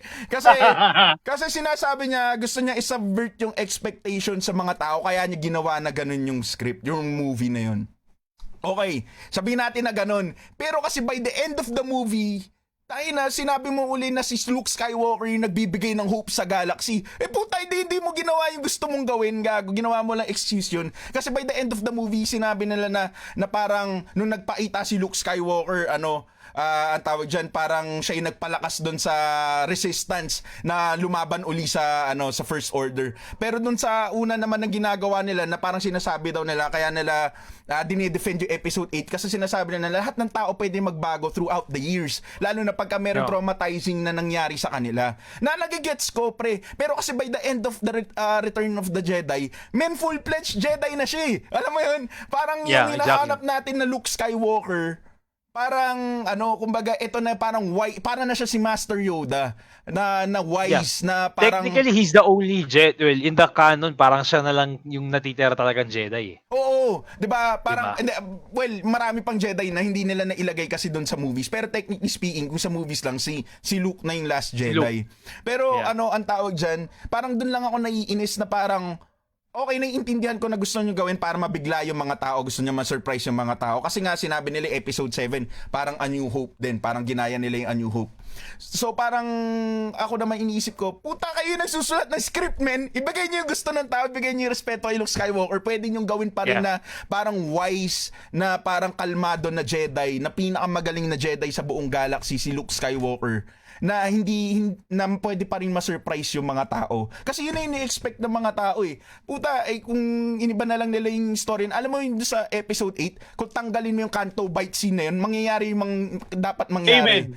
Amen. Diba? I hate it. Sobrang na-bad trip ako doon. Si Rose din, hindi ko, yung actor, I have nothing against the actors, pare. Kasi they're just doing their jobs. Pero kasi, yung characters, pare nila, katulad ni Rose, tsaka si Finn sobrang promising niya sa episode 7. Sinira nila sa episode 8. Wasted character. Sobrang wasted character. Actually, sa episode I think the whole, in my opinion, the whole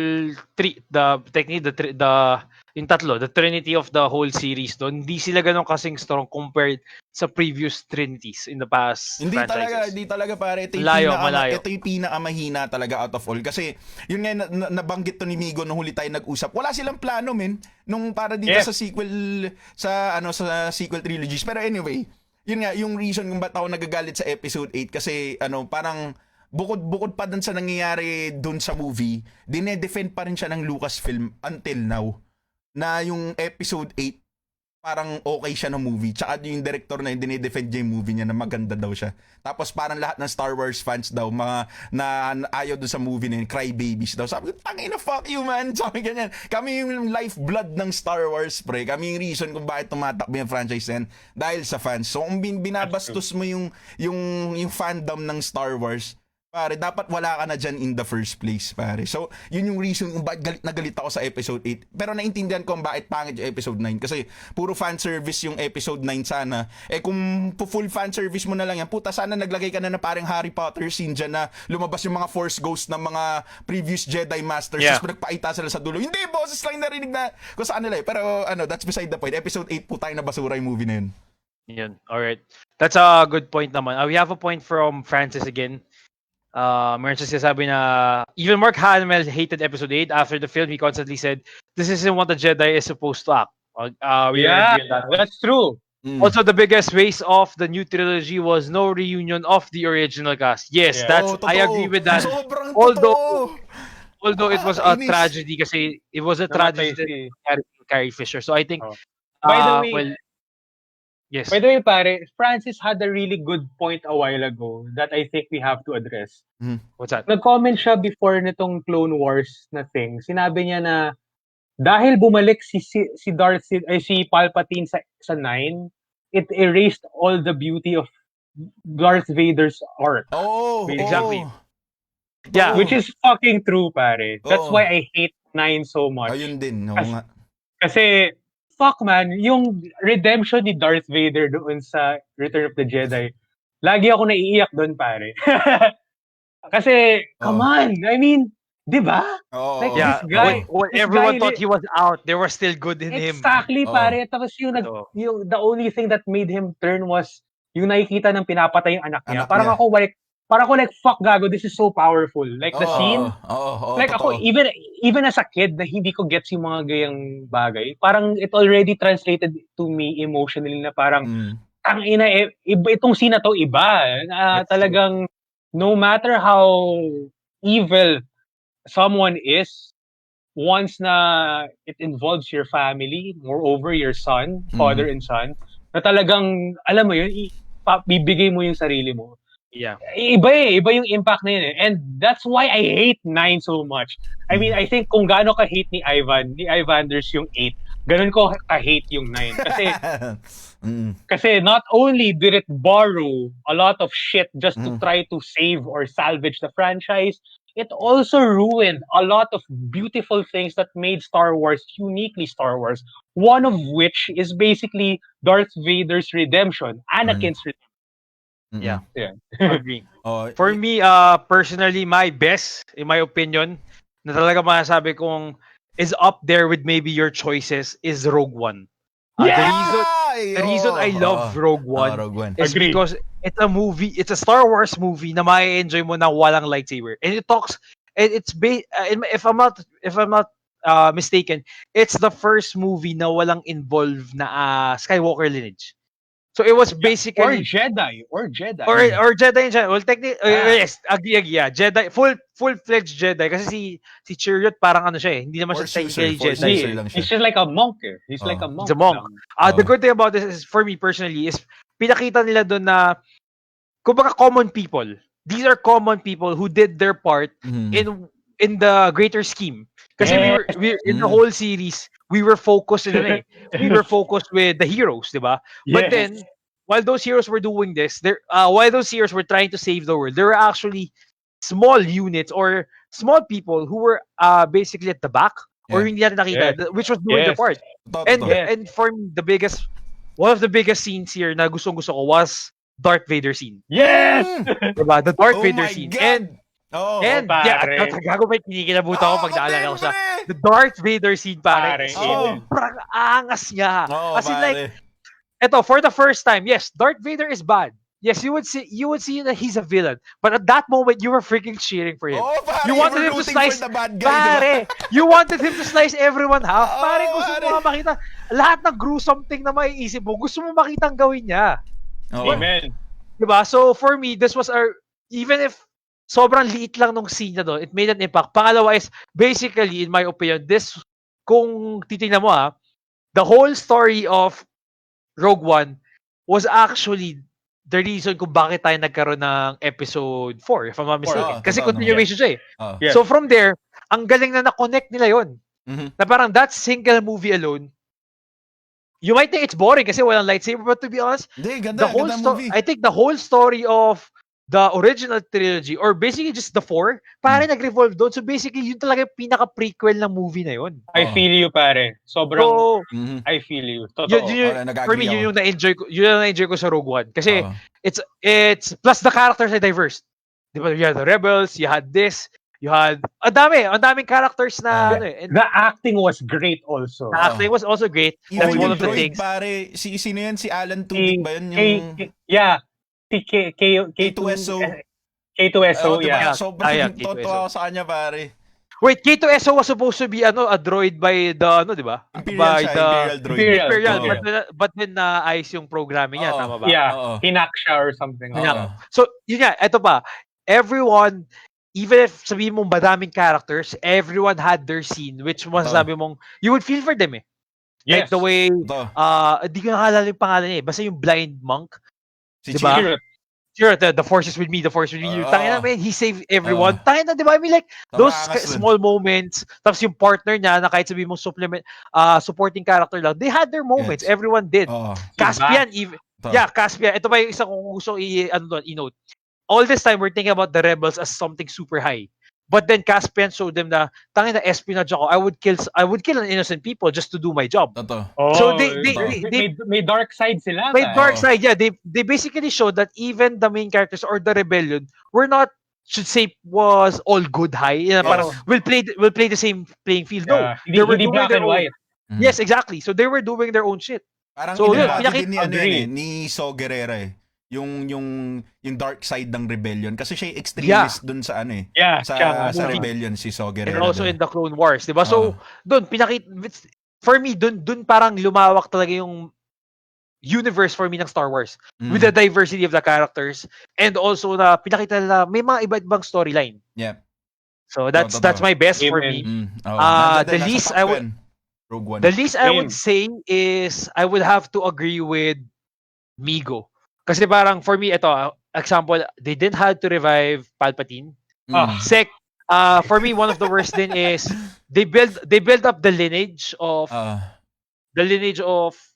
yung Skywalker of ni Rey. They build up the semi-lineage of Rey, the Palpatine, diba? But then, I don't think it was something na kailangan. Kasi for me, I don't know, I mean, the arc of Palpatine, were they trying to parang gayahin yung arc ni Darth Vader na parang, not all Palpatines are bad, something like that. I'm not sure. So, what the fuck we're doing. Pero, for me, para siyang Dolphy film.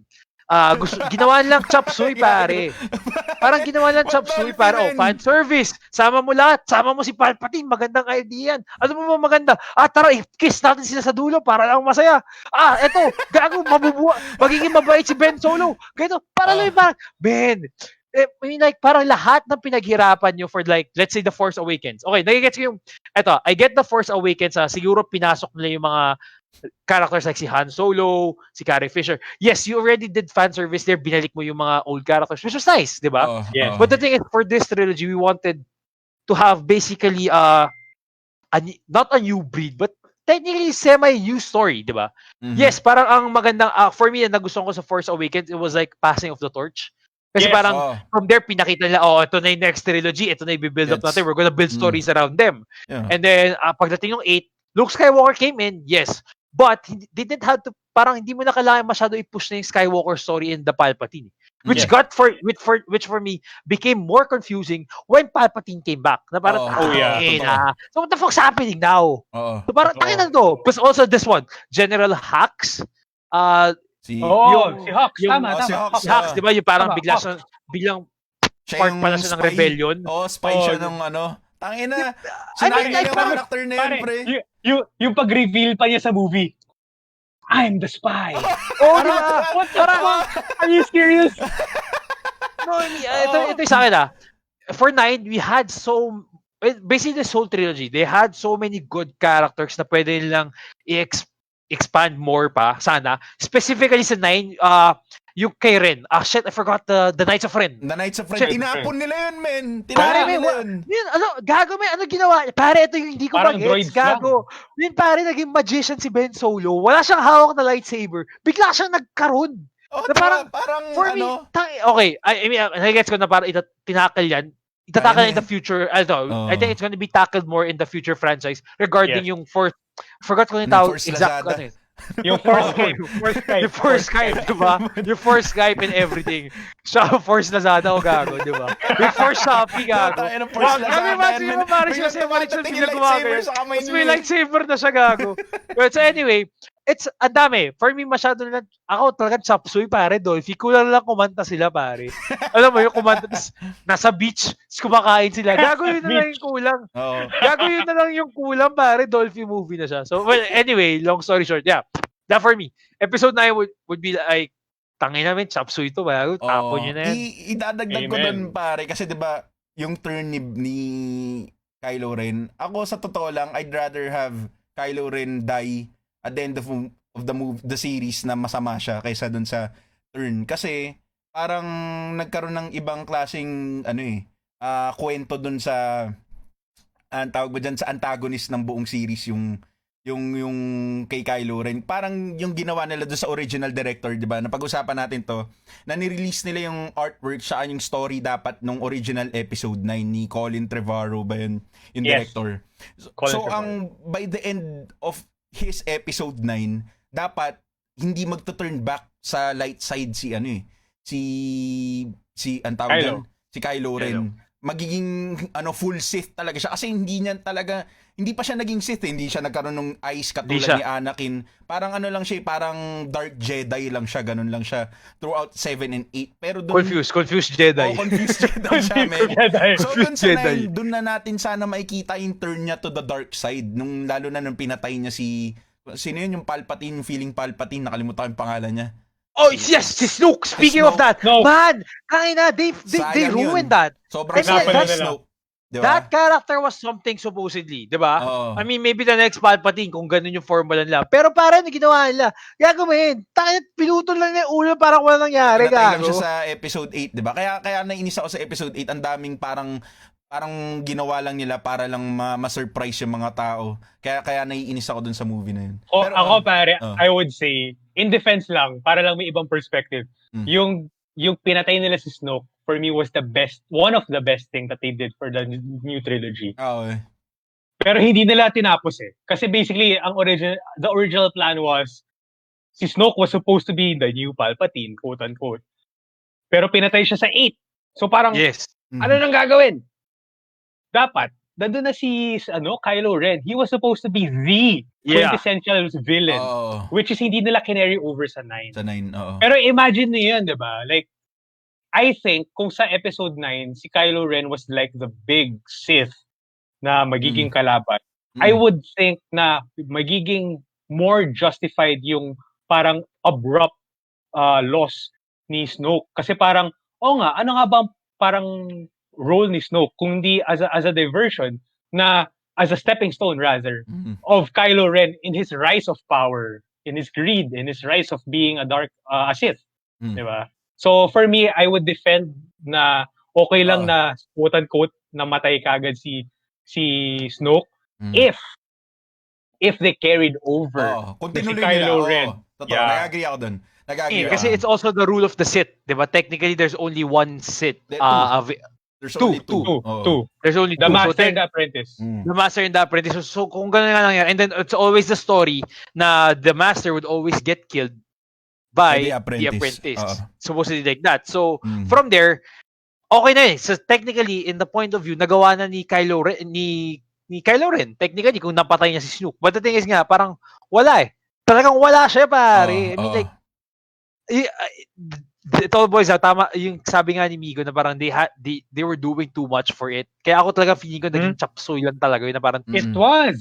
Ay, tanga namin, labo talaga gago. I mean, like, while watching, ito, di ba, normally pag nanonood ka ng Star Wars or like any other movies, ito yung mga movies na pinagnonood mo, tangang ina, kahit tumutunog yung telepono mo, hindi mo gagalawin Itatago mo lang, wala kang pakialam. Pero with episode na, ito yung mga may moments na tangina, mag-check ka ng phone, mag-check ka ng Instagram, kasi nawawala ka na, parang tayo na to. Ano nangyayari? Ang daming movies, di ba? Parang yung pacing kasi ng movie na yun, ang pangit din totoo lang. So, may nakita ko dito na gusto ko lang din i-add. Sabi ni paring Francis, Finn's role was literally to scream Rey, breathe, heavy, and sweat. Okay. Hello? Naputol ata ako, sorry.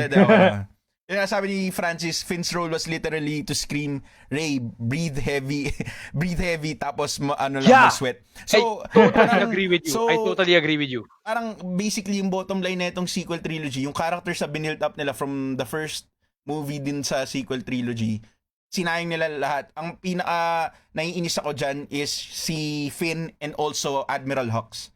Kasi si Hux pare, nung nalaman ko yung, kasi diba parang diehard, siya fanatic ng Empire. Fanatic siya ng Empire. Oo. So, yung sumali siya ng First Order, ang gusto niyang gawin is ibalik yung credibility ng Empire, 'di ba? So, pagdating sa episode 9, 'di ba? Parang naging traitor siya. Pero doon sa sa episode 9 ni Colin Trevorrow, dapat lalaban siya hanggang doon sa dulo nung may war scene. Tapos aabot siya doon sa dulo. Tapos nung nakita niya nag-fail yung First Order, gago pinatay niya yung sarili niya. Kasi hindi niya matanggap na nag-fail yung Empire. Nag-fail siya.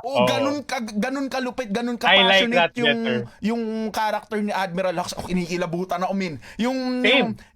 Ganun ka-passionate na yun talaga, ganun ko rin siya nakilala sa 7 na, di ba nandun sila dun sa Starkiller Base, yung sumisigaw siya, nagbibigay siya ng speech dun sa buong parang platoon nila 'Di ba yung buong I actually squad like nila that speech. A lot of people galing. didn't. Parang ang Nazi kasi ng dating kaya siguro nila parang Well, ganun, parang actually, Hitler kasi yung dating. No, Pero that's the thing. ang galing. That's the thing. That's the thing. I remind for naalala ko sa kanya. He's literally a Nazi. Di ba, Pati parang itsura niya, stance Siya niya, yung, puti siya niya. yung brainwashed na talagang, Oo. alam mo yun, kung paano Oo. BTS, magsalita. parang ganun. No, pero Me too. diba? Oh. Mismo. Diba, alam mo yun, yung die That's hard why I talaga. liked it. I Oo. liked it.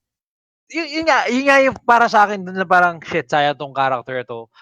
Biggest takeaway nga talaga for me, tangin Knights of the Kylo Ren. I mean, siguro Knights of ito, Knights of Ren. Ginamit nila to siguro for just for the comics kasi sa comics ine-expand siya. If familiar kayo with the comics, whoever's watching it or I mean who's ever reading it, mas expanded. But then again sa movies, wala naman sila wala ginawa lang silang parang ginawa silang yung mga Jedi na pinatay ni Anakin sa Oo, Order dun sa 6, pare. Dun sa office scene ni Palpatine namatay. Oo, yung mga bata, di ba? Sila Ginawa na siya Kit ganun. Fisto. Pinatay. So, So anyway, okay, I think you guys have a debate, di ba? So, before that, let's talk about Jedi stance para at least magkaroon ng idea yung mga tao. Ivan, Jedi stance and colors. Quick run through lang tayo kung ano yung mga colors, yung run through, and then yung Jedi colors yung Here lang unahin ako ko. dun go. Oh, Jedi Unahin ko colors. Let's talk about Jedi colors. Yung Jedi colors muna. Kasi, okay. So, basically, ang alam natin na lightsaber colors. By the way, itong information na to galing dun sa, sa nung panahon pa ng Legend. So, hindi ko lang alam kung ano yung talagang canon dito. Pero this is the information I gathered throughout the years of being a fan of Star Wars. So, first, yung blue lightsaber kasi yun yung pinakakilala ng lahat. Yung kay Anakin. Yung blue lightsaber, basically, yan yung mga guardians. So, basically, parang yan, in layman's term, yung mga blue lightsaber, sila yung mga magagaling sa combat. Sila yung mga, parang magagaling sa lightsaber combat, yung may blue na lightsaber. Quick run through lang to nun sa nabasa ko dati. And then, yung green lightsaber, kapag may green lightsaber ka, ibig sabihin, sobrang mas malakas ka sa force. So mas mastered mo yung force powers mo kaysa dun sa fighting skills mo. So yun yung ibig sabihin ng green. And then yung purple, siguro unahin natin yung red. Yung red, basically, dati sila yung kyber crystals, mga synthetic kyber crystals yun. Pero ang ngayon kasi ang alam ko, pagka nag-bleed yung kyber crystal, ibig sabihin nun, pinur mo lahat ng pain tsaka sorrow mo dun sa kyber crystal na yun para mag-bleed siya ng red. So that's why red yung lightsabers ng mga Sith. Tapos yung purple, ito yung nabasa ko dati kaya natutuwa ako dito kasi yung purple is a mix of the light side and the dark side. So parang na-master mo. So naalala niyo yung blue tsaka red, diba? So blue and red makes purple. Putay na primary colors, diba? So, art class.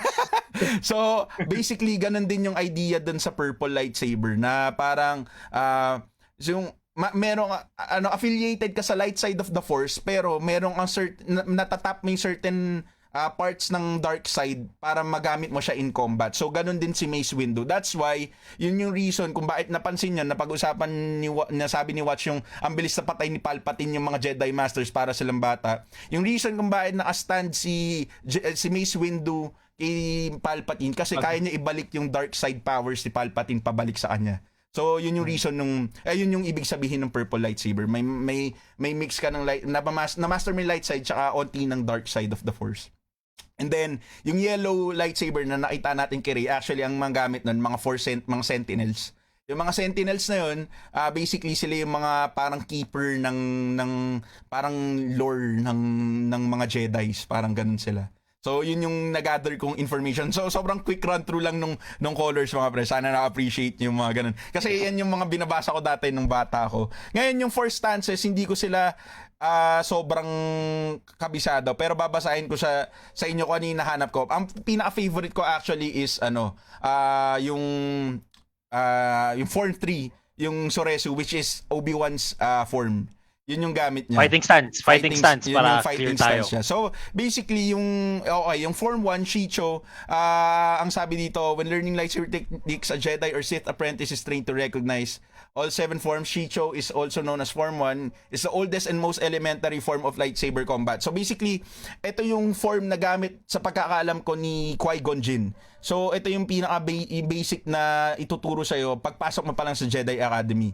So parang kumbaga parang yung basic defense, basic offense nandito sa form na to. Okay, yung Makashi which is form 2, ito yung sinasabi ng contention form. This form is both graceful and calculated, relying on balance and complicated footwork to outsmart their opponent. So basically, parang ito na yung mga fancy moves mo. Ito na yung parang, if I'm not mistaken, ito yung gamit ni Anakin, kung hindi ako nagkakamali. So, ito, form 3, yung favorite form ko, Soreso, kasi yung defense is always the best offense, di ba? So, itong form na to, gamit siya ni Obi-Wan Kenobi. Ang focus nito is to deflect yung mga tawag dyan, yung mga attacks ng mga kalaban mo. Tapos, parang i-counter mo sila sa mga next possible na mistakes nila pwedeng gawin dun sa combat nyo. So, that's why, so kung napansin nyo, technically speaking, si Anakin, mas magaling siya sa lightsaber battles, pero si Obi-Wan yung nanalo. Kasi, ginamit niya yung, inabangan niya si Anakin dun sa mga mistakes na ginagawa niya dun sa laban nila. So, kung napapansin nyo sa episode 3, di ba, laging on the offense si Anakin, tapos si Obi-Wan laging umaatras. 'Di ba? Kasi yun yung gamit niya, yung defense form which is Soresu. Okay, ito yung madami hanggang form 7 yung Juyo. Mamaya isa din actually favorite ko rin yung form 7. Pero ito, form 4 Ataru fighting technique dates back through the Old Republic. So, it's the most useful in one-on-one lightsaber combat. So, actually ito, sorry, nagkamali ako. Ito pala yung gamit alam ko ni Anakin, yung Ataru. Ito yung isa sa mga favorite niyang ginagamit na forms, lightsaber forms. By the way, yung mga lightsaber forms hindi sila parang isa lang yung gagamitin ng Jedi. So nagbabago-bago sila ng stance. Depende sa situation ng fight. Okay, so ito yung attacking form, Ataru.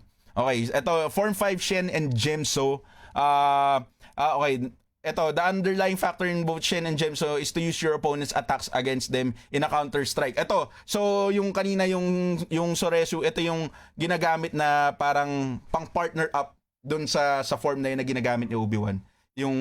So ito yung mga counter-attacks mo. Okay, form 6, ito hindi ako masyado familiar dito yung Niman. In merging the previous forms, Form 6 became the first form that did not have a signature fighting technique, but also the first form that did not have a particular weakness. Because of the lack of specialization to this method, when training in the Niemann form, lightsaber wielders usually accompany this form of combat with force-based combat. So basically, base dito sa nabasa ko, ito yung mga fighting pose siguro ginagamit lagi nila Yoda para sa mga force users na malalakas na. Okay, so ito yung Juyo. Ito yung Juyo, pare. Tangina, favorite ko to, tsaka yung Vapad. Kasi ito yung gamit ni Mace Windu. So, ito yung ginagamit ni Mace Windu nung kinalaban niya si Darth Sidious. So, remember nung sinabi ko sa inyo na parang lahat ng dark side powers binabalik ni Mace Windu. Sa Vapad yan, di ba? Sa Vapad. So, ito yung reason kung bakit niya nagagawa yun, kasi na-master niya ng form to. Sobrang onti lang na Jedi Masters na naka-master nitong form na to. So, kasi sobrang delikado to pagdating sa mga Jedi kasi pwede sila makorrupt. So, alam natin, para dun sa mainline na kasi may ginagamit ka aggression dito sa sa form na to, if I'm not mistaken. Yes. So, totoo, meron. Ayun. So yung sa kay Mace Windu, since sa master niya yung both light side and onti sa dark side, naggamit niya to na advantageous sa style niya ng fighting. Kaya niya natalo si Emperor Palpatine. So yun yung quick rundown ng lightsaber colors and fighting forms na hopefully na-appreciate nyo. Kasi ako mahilig ako, yun binabasa ko to ever since bata ako, kasi sa totoo lang nung bata ako, tinatry kong practicein lahat yung mga forms na yan. Sample, pakita mo. Bigyan mo kami konting sample. Pakita mo lightsaber mo. Pakita mo lightsaber mo. Tama, men. Ito kasi lightsaber mo sa gold tip. Obi-Wan, papakita ko sa'yo kay Obi-Wan, men. Paano kay Obi-Wan? Paano yung lightsaber ni Obi-Wan? Biglang gaganon yan. Ganyan ang stance niya ng mga Soresu. Ano yung nagdadab? Para kasi yung Bolt. Ganyan ang fighting stance niyan ni Obi-Wan. Tapos yung kay Anakin, kasi since mataba ako, men, mahirap mag-reach sa likod, men. So, yung kay Anakin, nakaganyan siya. Tapos nakahawak siya ng ganyan. Hindi ko abot Tsaka may guys.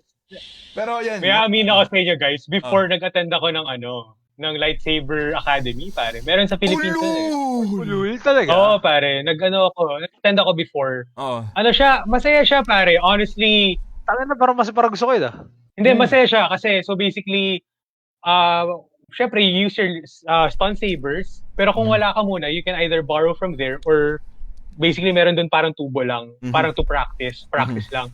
Tapos meron kayong gauntlet tsaka parang guard. Tapos yung scoring nun, so may tricks, hindi naman tricks, pero may moves. Talagang may tinuturo silang parang mix siya ng Aikido, ay hindi Aikido eh. Ano nga ba yung parang kendo? Yun. Parang may kendo disciplines siya. Dun sa moves. Tapos meron kang gauntlet, may pinapasuot siyang gauntlet. Syempre headgear, tsaka body gear.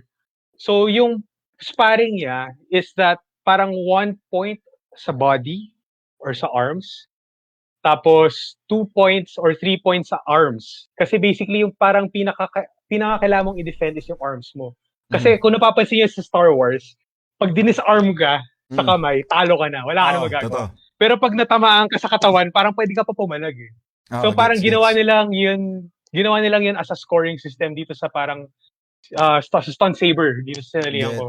Which is really cool, pare, honestly, kasi nung time na yun, talagang parang mas na-immerse ako sa lore, tsaka parang somehow parang na-live out ko yung childhood dream ko na parang, I'm lightsaber battling. You're a Jedi. Ang saya, pare. Ang saya. Masaya siya. Parang gusto ko try yan. Sabi ni parang Menor, may batchmate ata tayo na ganyan. Kilala ko yan si Zion Hinolan. Yeah! Si parang Logan. Si Hinolan. Si Hinolan. Sobrang galing yan, ganyan. Ang galing yan, napapanood ko yung videos siya. Galing, men. Gusto ko rin actually matuto niyan, pati yung mga lightsaber twirls. Diba? Galing. Yung ginagawa ni Hinolan dun sa videos niya, basically ganun din yung ginagawa namin sa Academy sa QC before. Ganun din. Basically may ring, tapos may naka-gauntlet ka. Minsan nga wala which is masama. Minsan minsan di mo na-control eh.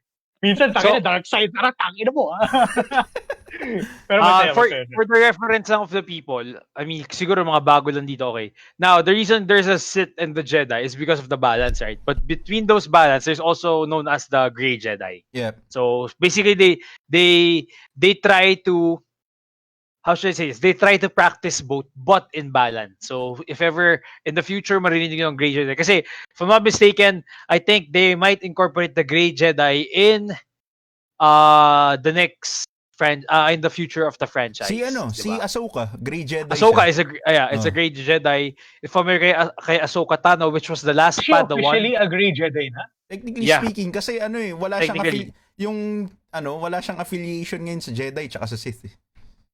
Wala. So basically, she's practicing some codes of the Jedi, but she's still aggressive. May aggression siya which is actually a bad thing for the Jedi, supposedly. So we could consider a Grey Jedi. Ahsoka Tano is basically lumabas siya sa Mandalorian and also Clone Wars. Clone Wars Rebels, lumabas siya doon. And then also the last Padawan or the last trainee of Anakin Skywalker. Para lang sa mga hindi familiar. Anakin. So anyway, okay. Now I just want to do this really quick, okay? To all our viewers, then you could join us. Siguro if we're gonna debate, keep it short. Let's put it about 2 to 3 sentences. Why? Basically, I'll pick. Actually, let's do turns lang. Let's give one each, okay? So we'll pick a Jedi. And then we'll pit them against each other. Sige. And then from there, mamimili tayo kung sino yung Jedi. Say why? 2 to 3 sentences, okay? Kasi madami pa tayong questions sa gusto madami pa tayong mga pwedeng i-tackle today. So, let's make this quick lang. Basically, Jedis na pag nag-pit together, who would you pick? So, let's all give our choices to the viewers. So, I'll give one. Flick Friends give one. And then Ivanders give one. Okay, so I'll start. Sige. Ano to? Jedi fight? Ganun? Jedi fight? Jedi fight, yes. Okay. Jedi fight. The whole universe, kasama yung games, canon, kung meron kayong kilala. Okay. So, for me, ito. I would go with... Gusto ko incorporate si Yoda Sige. So, familiar ba kayo with Darth Revan? Pre. Yeah. Oh, Unfair! Are we gonna go with the Old Republic? Well, no, okay, Si it's Darth just the whole Revan, universe. lakas nun They're eh. too Sige. strong. Sige. Okay, you're correct. Sige, let's not go with let's go with like Keanu Reeves the yun, man. original Darth trilogy Revan. onwards. Yeah, the original trilogy onwards. Sige. Okay, the original trilogy onwards. Okay, fuck. Okay, so I have to put Yoda kasi siya yung pinaka-powerful ang corny na eh. Anyway, honestly, this is gonna be fun, I think. Yoda versus Darth Maul. No contest. Yoda. Yoda for you. No contest. Isipin mo, si Yoda, kinalaban niya si Emperor Palpatine, tas na-hold up niya yung sarili niya against Palpatine, while Palpatine sa Clone Wars, dinurog niya lang si Darth Maul, pati si Savage Opress. So no contest. Alright, Yoda. so you would go with Yoda. Yoda, okay, sige. Okay, that's my pick, Yoda. Let's go. Okay, who's next? Flick friends. Yoda ako, pare. Pero No, ako, I mean, yeah. Your question, Ito, guys. your debate. Ito guys, this is like a good battle. Who would win? No force, no force. Mhm. No force. Obi-Wan Okay. versus Dooku, pare. Ay, shit!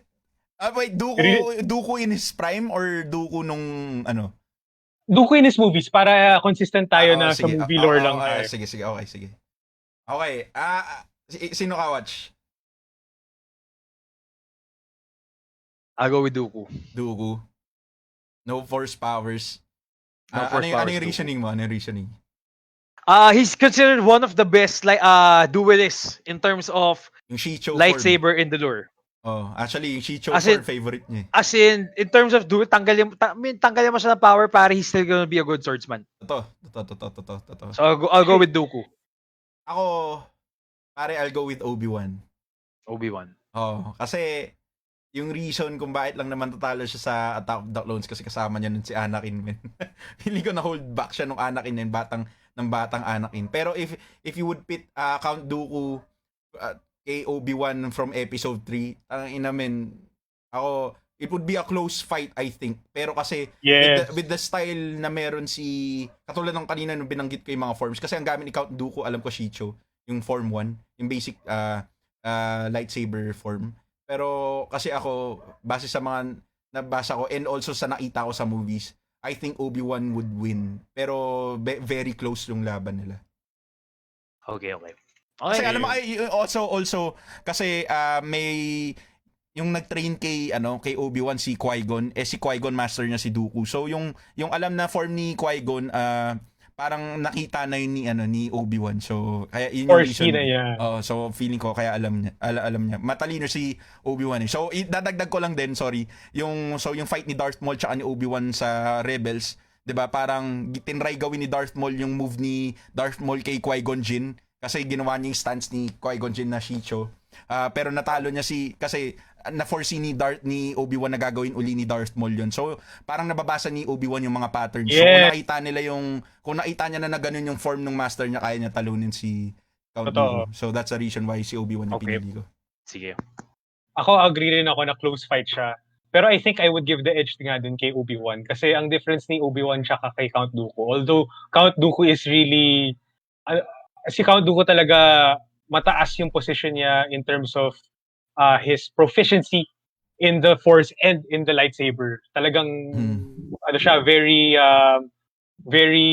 mahirap siyang kalaban, alam mo yun, in that way. Pero ang the slight edge kay Obi-Wan was because si Obi-Wan was thinking on his feet. Yun yung parang niya Yun yung parang pinaka-advantage niya sa mga lahat ng nilalabanan niya. He was always thinking on his feet kasi think about it, guys, in terms of kahit sa movies lang, when did Obi-Wan really lose, pare? He never lost, even when he lost to, quote-unquote, lost to Darth Vader. Because he was always thinking on his feet, pare. He always knew the bigger picture. Kaya feel yun yung advantage ni Obi-Wan, pare. Okay. Alright. That makes sense. Okay. Ito gusto kong marinig sa inyo eh. Sino mananalo, si Mace Windu or si Anakin sa prime niya? Kasi pag ako Mace Windu, Anakin was considered one of the best duelists in his time. Even Mace Windu said so sa Clone Wars. So, bibigay ko sa inyo yung conversation niya. Matagal ng debate yan ng Star Wars community. Mace Windu. Mace Windu. Ano mo I'll go doon? with Mace Windu. Oh. So, sorry medyo medyo if napansin nyo, medyo bias ako sa mga old school like Yoda, Count Dooku, Mace Windu. Kasi, hindi pala Old Republic, pero yung mga luma. Yeah, yung mga medyo na yung compared sa newer gen. Kasi pare, I think they had more training, they had more organization, in my opinion. Experience-wise, compared dun sa after nung time na time nila Anakin, basically yung batch niya. Kasi nung time na yun, medyo, they were already in conflict. So I think, they were more experienced in terms of war, in my opinion. Like Count Dooku was part of the Jedi Council prior to being a count or being a politician, di ba? So, yeah, I would go with Mace Windu. And he's also smart. Plus, the thing is with him is he uses the dark side, and he also has basically the Jedi power. So I think he has two. Not like si Anakin. I think on his prime, I would say he would only have either the dark side lang talaga. Kasi I think his prime would be Darth Vader, in my opinion. Okay. I think that's his prime. I think Darth Vader's prime was after Anakin. Siya. Yeah, kasi basically doon na na-release yung full power niya eh. Pare. This is a difficult choice for me kasi honestly, I'm a big Mace Windu fan. Angas niya. I would give the slight edge to Anakin. A few things why. Number one, ang mahirap kasi kay Mace Windu, he was always in the middle of basically the light and the dark. Wherein si Anakin, he's the one. The reason why he's the one is because he fully understands the light and he fully understands the dark. Midichlorian count yun, man. Yeah, basically. Basically. So, the weakness of Anakin is emotion. But in terms of the use of force, the adaptability in using the force and the adaptability in battle, I would say Anakin would always try to find a way. Kasi the way I describe Anakin, para siyang anime character na bida. Yung tipong kahit si Mace Windu yung may experience, dahil lang si Anakin yung merong will na gusto niyang manalo. Kaya niya kasi that's how his character is and how he's written. Also, another thing is that apparently, I think this is also part of the trivia na rin siguro. Yung time ni Anakin when he was Darth Vader, that was not considered his peak anymore actually in lore terms. The reason why hindi na peak ni Anakin nung naging Darth Vader na siya, although he was fucking strong definitely because he was more immersed in the dark side of the Force. Yeah. Pero the reason daw, I mean, I don't know, hindi rin ako sure, pero ito yung sabi nila. The reason why hindi peak ni Anakin si Darth Vader is because ang dami na yung naputol na body parts na na-decrease yung midichlorian countdown niya. Yes. So yung naputol yung mga body parts niya doon sa Battle of Mustafar, yung midichlorian count niya sobrang bumaba. So nung naging Darth Vader si Anakin, yes, he was super strong as a Sith. But the reason why he was strong as a Sith and as a lightsaber user or a Force user is because of a couple of reasons. One reason is because wala nang Jedi and wala nang Sith ng panahon na yun. Wala na siya. Anakin didn't have anyone to compare to because no one's there to compare him with. Kaya siya considered as the best because he's the only one left. Number two, kaya hindi na siya considered the best nun is yun na nga, naputol yung limbs niya, nag-decrease yung midichlorian count niya. So basically what the fans or the lore is trying to say is kung hindi naputol si Anakin dun sa Mustafar, I agree. Kung nag-develop pa yung character niya, he could have been a much more stronger character, whether Sith or Jedi. Kasi he had more midichlorians, basically he had more genetic power to be, to control shit. Maybe he can be more stronger than Starkiller in the games. Kasi basically, yun yung epic kay Starkiller sa games na parang siya yung apprentice ni Darth Vader. And I think overpower yung hayop na yun. Right? And I think it's partly because I think Vader understands na that was basically Vader's peak or Vader's potential na kaya ni Vader yun. It just so happens now na na-injure siya. Alam mo yun? Para siyang si Gary Payton or something. or Derrick Rose. Alam mo yun? Para siyang si Derrick Rose. Brandon Roy. Also, i-add ko lang din, yung armor na ginawa sa kanya para ni Palpatine, sinadya niya yun na ganun. Mabigat. Para hindi siya mapalagan. Para hindi mas malakas si Darth Vader sa kanya. So, yun yung reason. Yeah. I always thought na ang peak niya was actually Vader. So that's Pero when it comes to force power, siguro masabi ko rin Vader. Kasi kailangan niya mag-adapt doon sa body na meron siya. So kailangan niyang mas gamitin yung force powers niya. Pero kung pure duelist lang si Anakin Skywalker. Pero to answer my own question, ako pipiliin ko si Mace Windu.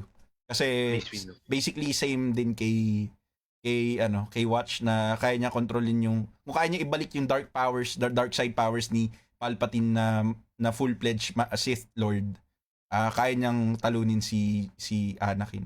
Na hindi siya busy. Yung reason lang naman kung bakit siya namatay kasi busy siya kay Palpatine. Yun pa yung isang din nun eh. Tangina pare, tinalo niya sa sword fight si Palpatine. Guys, may question pala ako sa inyo Kasi go. This has been like a floating question sa utak ko. Did Palpatine really lose to Mace Windu? Good question. Or did he let Palpatine or did he let Mace Windu take over him to fully convert Anakin? Kasi na-foresee. Kasi yun yung power ni Palpatine eh. He has the ability of foresight, 'di ba? Yeah. So, nakikita ko rin to somewhat online na parang sinasabi nila na si Palpatine, hindi talaga siya natalo kay Mace Windu. Kaya talunin ni Palpatine daw si Mace Windu one-on-one. Pero it just so happens na na-foresee ni Palpatine na at this moment, pag quote-unquote natatalo ako, kayang-kaya ko na siya, si Anakin, kaya ko siyang i-seduce sa dark side. So yun yung question ko sa inyo guys. Parang sa tingin niyo ba Palpatine really lost to Mace Windu or was it really part of the plan? Because basically Palpatine is siya yung parang ganun siya mag-operate eh. The bigger picture guy. Hindi siya yung one-on-one guy eh. Ever since very conniving siya eh. Pero kasi si Palpatine hindi siya ganun ka galing sa pag-duel kasi yung master niya nga pinatay niya in his sleep sa Legends, 'di ba? So parang masasabi ko kung doon sa fight na yun, and since Vapad yung gamit na style ni Mace Windu na I think na hindi pa ever na encounter ni Palpatine kasi feeling ko si Yoda kaya niya talunin in one-on-one fights sa totoo lang. Pero yung nung nakalaban niya si Mace Windu parang kumbaga he bit off more than he could chew nung nilabanan niya si Mace Windu kasi never pa niya na-encounter yung ganong klaseng user ng Force. So I think natalo talaga siya. Wait, so you're saying Palpatine could beat Yoda but not Mace Windu? Sa lightsaber fight Okay, so you're saying who's better, Yoda or Mace Windu? Hindi, when it comes to lightsaber duels, I would say Mace Windu. Pero yung I think Mace Windu is the most proficient lightsaber master at the time eh. Siya talaga. Tapos si Yoda actually, kasi since siya yung pinakamatanda, is the wisest. And also at that time. But and not also, the peak Yoda. So we're not talking about peak Mace Windu, peak Yoda. If we're gonna talk about peak Yoda, pare, I would still say Mace Windu when it comes to lightsaber dueling. Pero talaga? Kung force power siguro si Yoda. Masabi ko. Really? Oh well, sige, okay.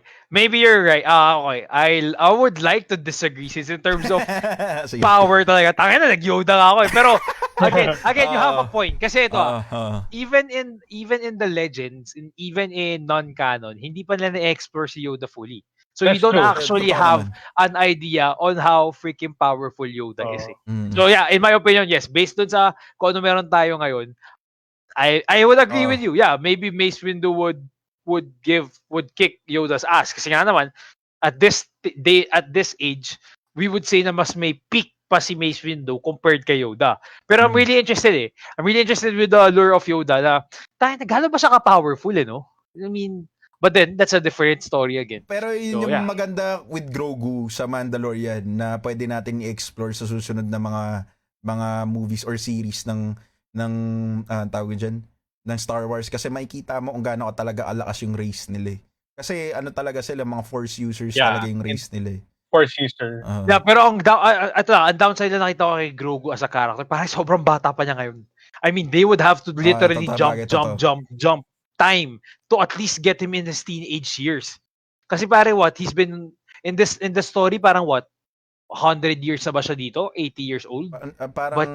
Basta parang ganun eh. Oo. Ganun eh. I think he's around 80 to 100 years old. Yet, he's a baby, pare. He's not even a toddler. He's a baby. Yeah, baby, di ba? Baby. So, can you imagine na parang ang dami pang, medyo matagal pa kasi parang ang dami pa nilang kailangan i-time jump in terms of the age of Grogu.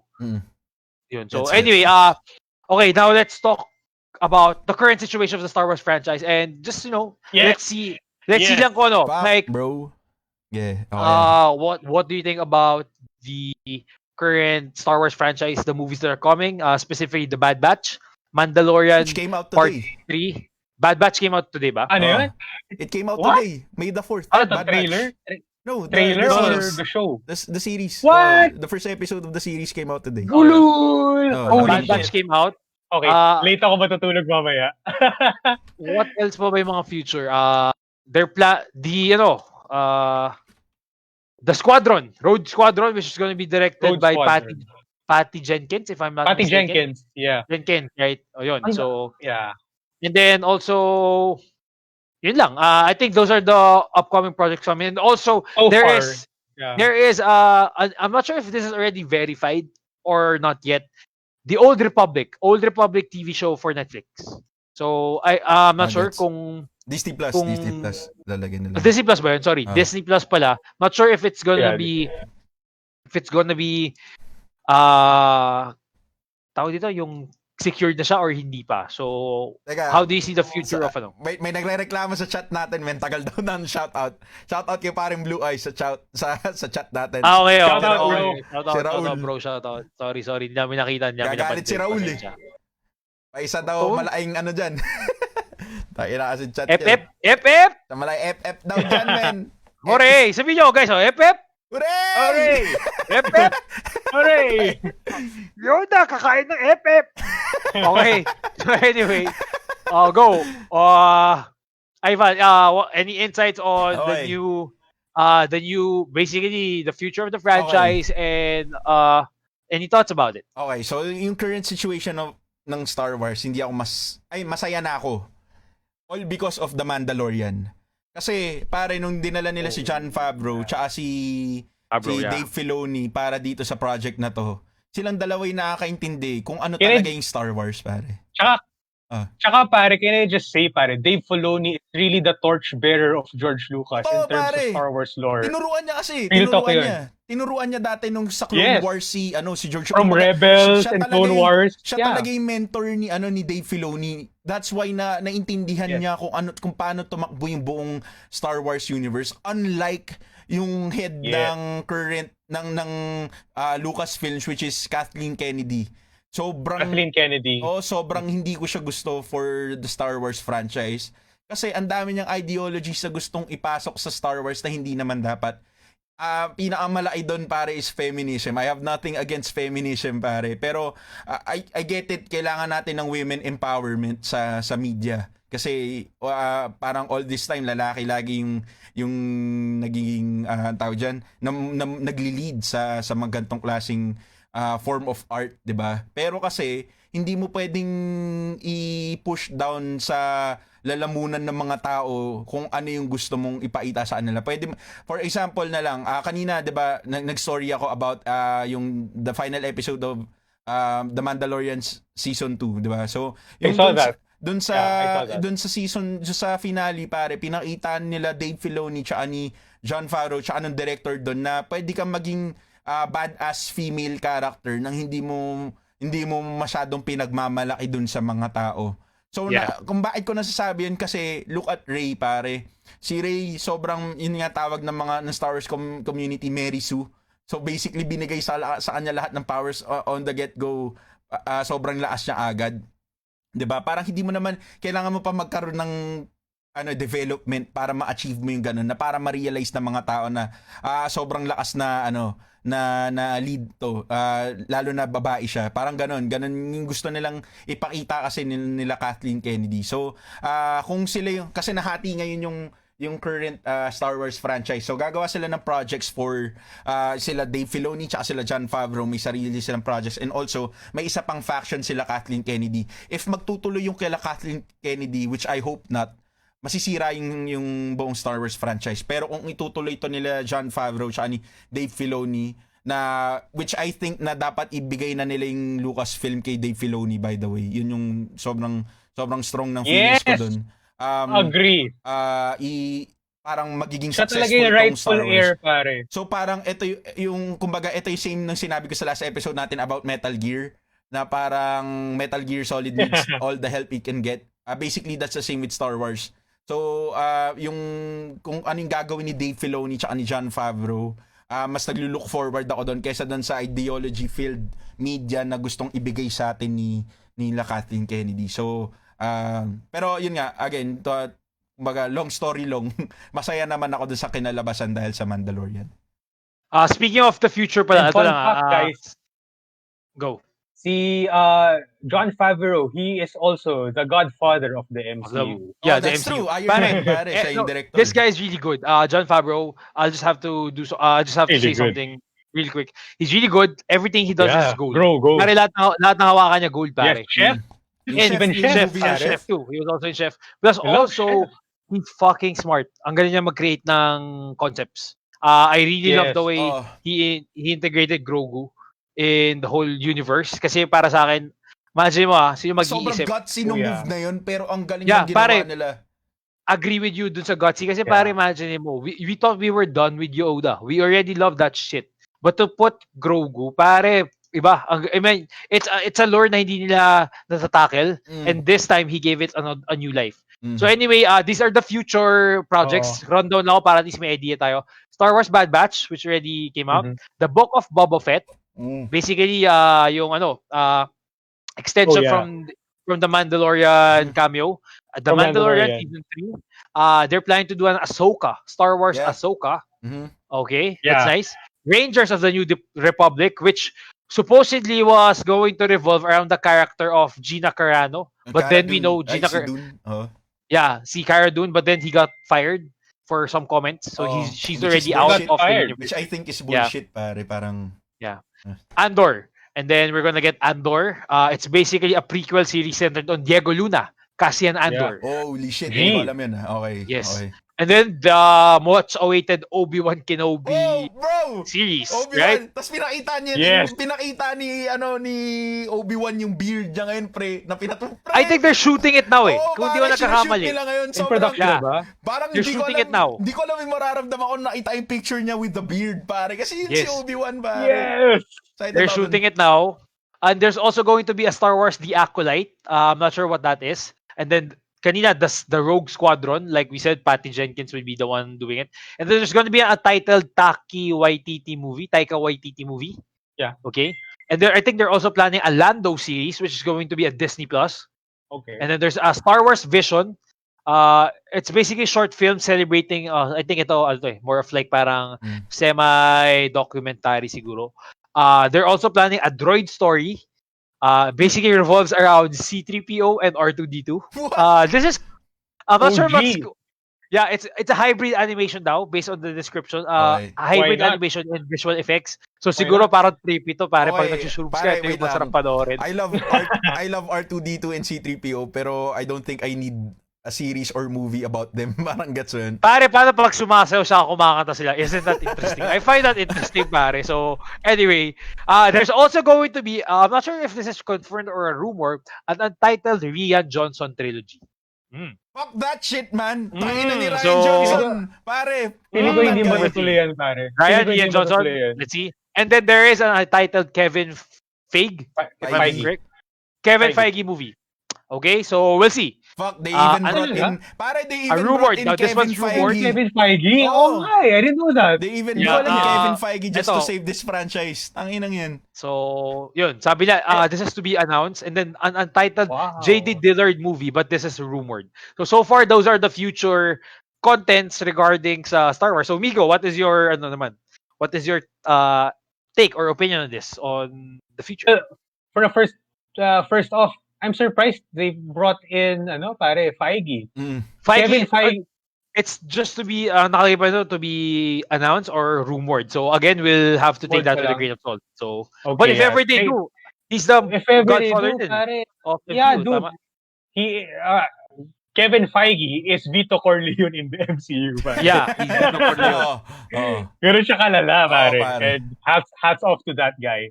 Oo. Pero for me, what I Agree. like what's happening in this current new landscape of Star Wars is they're really diversifying the content. Totoo. So I like how Evander's talked about a while ago in specifics on what's happening in the story. That's really needed to be said. For me, I would say na okay na yung terms of content nila is diversifying because they're not really focusing their storytelling or their story focus on one specific character or arc, which is what I Yes. really like. Kasi I think ito yung intention ng episode 8 eh.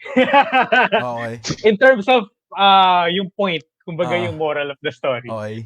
Ang gusto sabihin ng episode 8 is that it's the Star Wars is bigger than the Skywalkers. That's what episode 8 was trying to say. Oh. Albeit medyo they said it in a shitty way, honestly.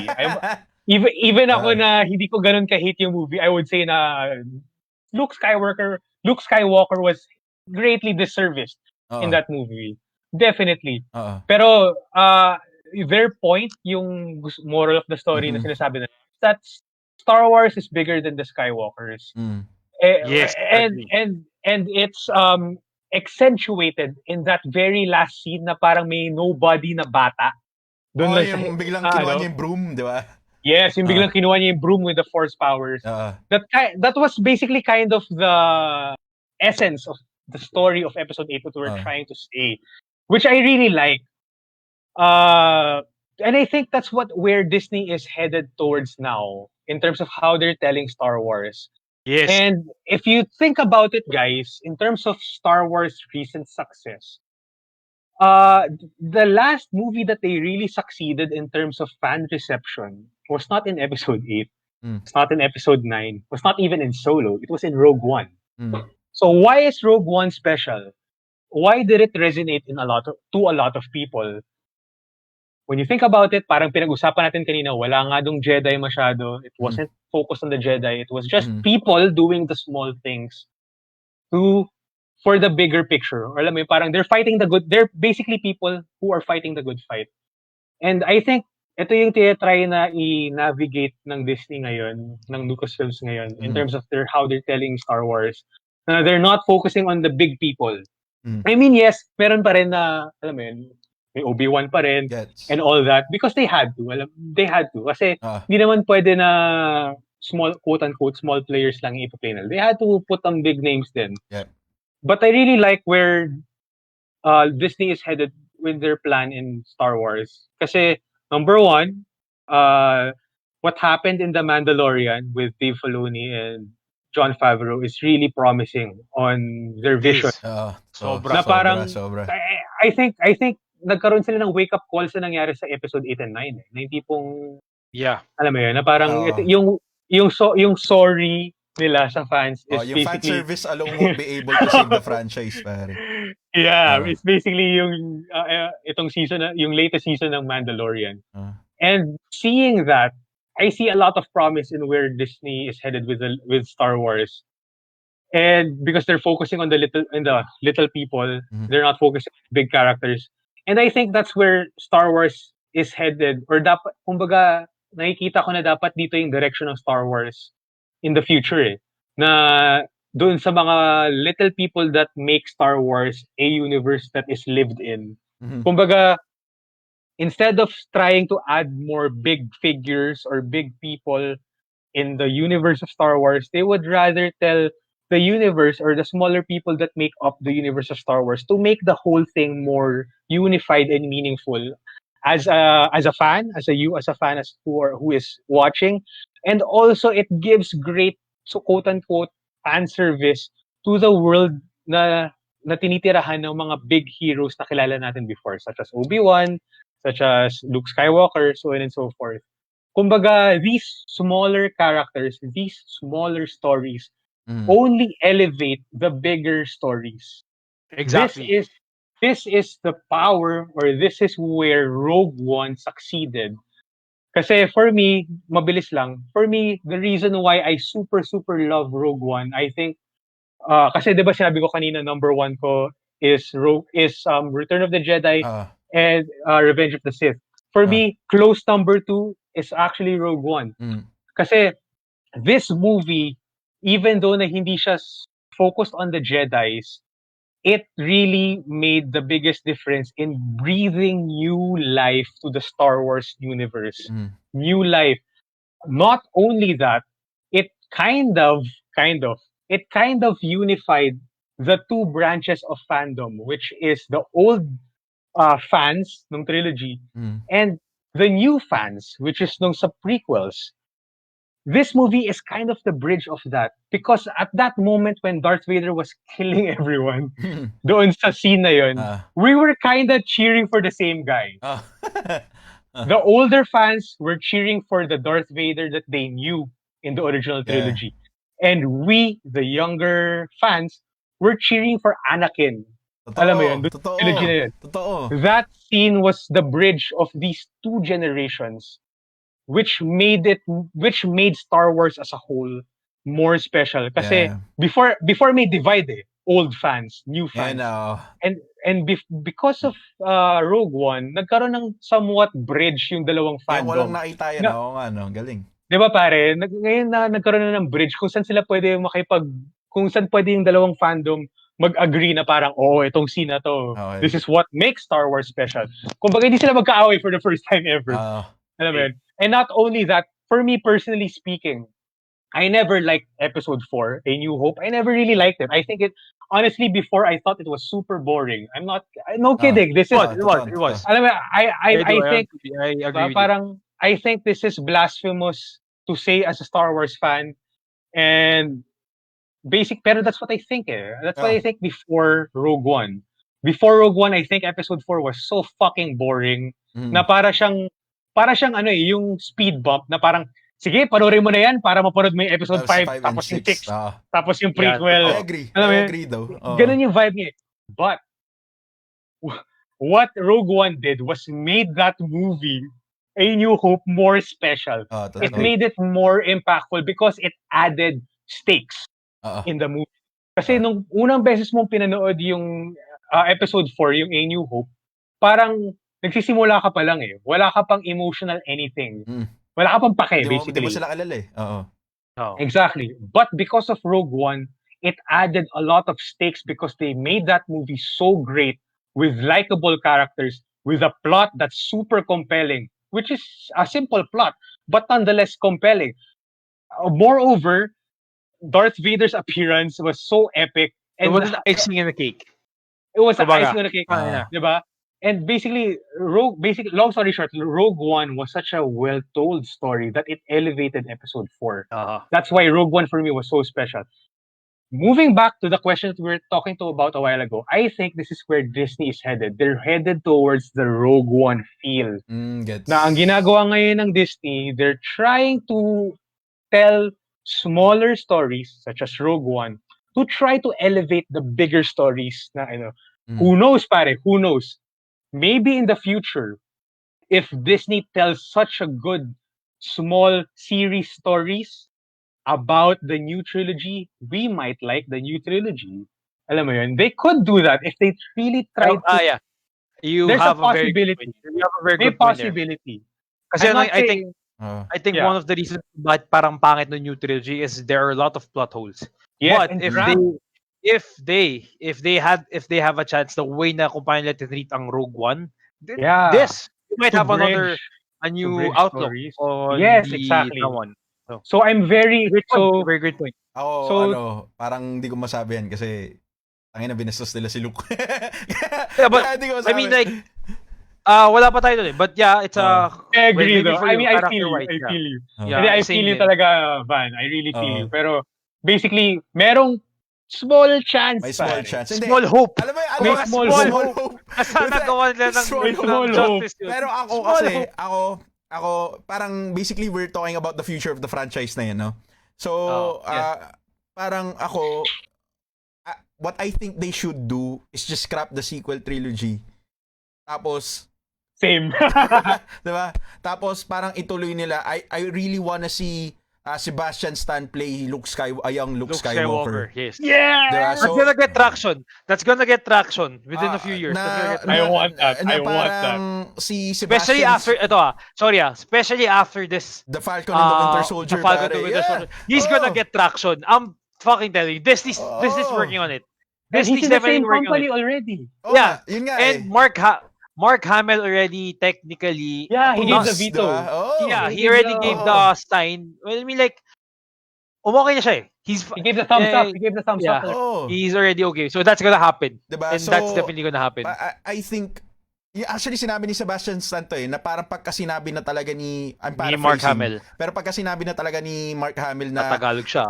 na he wants to share the stage sa kanya gagawin niya na yung part na Luke Skywalker. Yun yung sinabi ni Sebastian Stan. So, hopefully mangyari nga yun na kailangan kasi basically nag-retire na si Mark Hamill kasi sinabi niya na sa Twitter account niya na nire-retire niya na si Luke Skywalker as a role. So parang feeling ko kung gusto niya man gawin yan, Sebastian Stan kamukha niya si Sebastian Stan nung bata siya. Sobra. And also Sebastian Stan is a charming guy na pwede mong a great actor. He's a great actor. Pwede mong gawing lead sa isang movie. So or series kung ano man 'yan.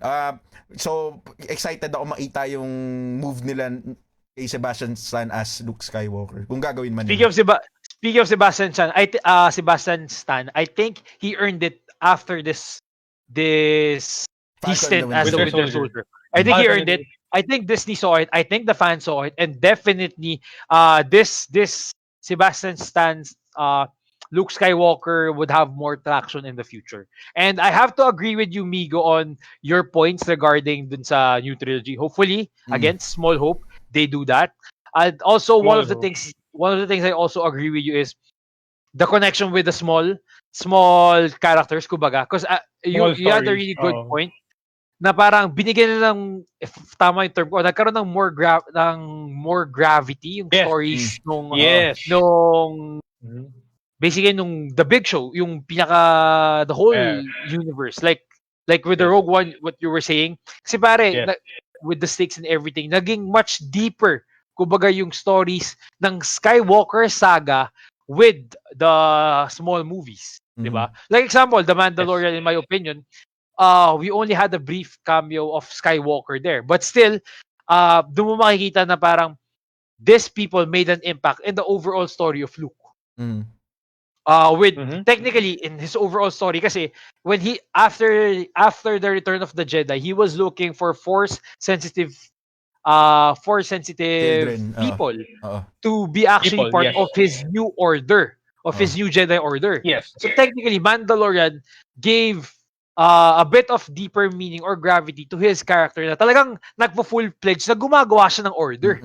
Hindi lang siya parang, Jedi na ako, tapos na ako, pare. Okay na ako, I'm happy to be the only Jedi in the world. Pero this time, di ba yun yung nire-retcon nila with The Force Awakens well, we kinda got that with 8 kasi di ba yung 8 in-explain din nila na may temple, Jedi temple na may temple, si Luke. So parang alam na natin na meron na ganun. Yun nga. So parang yun na, kinoconnect na rin nila na the small stories, like you said, was being connected to basically the whole Skywalker saga. And yes, I do also believe na nandyan na yung stories. As you can see in the lineup, pare, out of those, we only had, I think, 2 Jedis na ifo-focus na, which was Obi-Wan and Ahsoka Tano. Aside from that, everything was basically not Jedi lore na, di ba? So, I also agree with your sentiments regarding that. And I'm excited for it, actually. I mean, yeah, the trilogy is... I mean, the new trilogy might not be that good, but in my opinion, the greatest thing that ginawa ng trilogy for us was they gave budget to Disney to create more. I think kung magkano man yung kinita nila, kung magkano man yung kinita nila dun sa crappy tatlong films na yun, pare, yan ang nakukuha natin, The Mandalorian, The Bad Batch, the Ahsoka movie, the Ahsoka Tano series. Pare, So I think, yes, maybe you made me feel better. Maybe the whole trilogy, the whole point was let's create money and then let's expand on that. And at the same time, I think that the new trilogy, what it did was basically spark the fandom or introduce it to the new fans.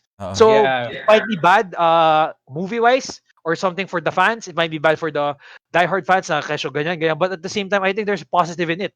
Kasi nagkaroon ng interest. I mean, if you think about it, a few years ago, nobody was doing Made the Fourth fucking post on Facebook.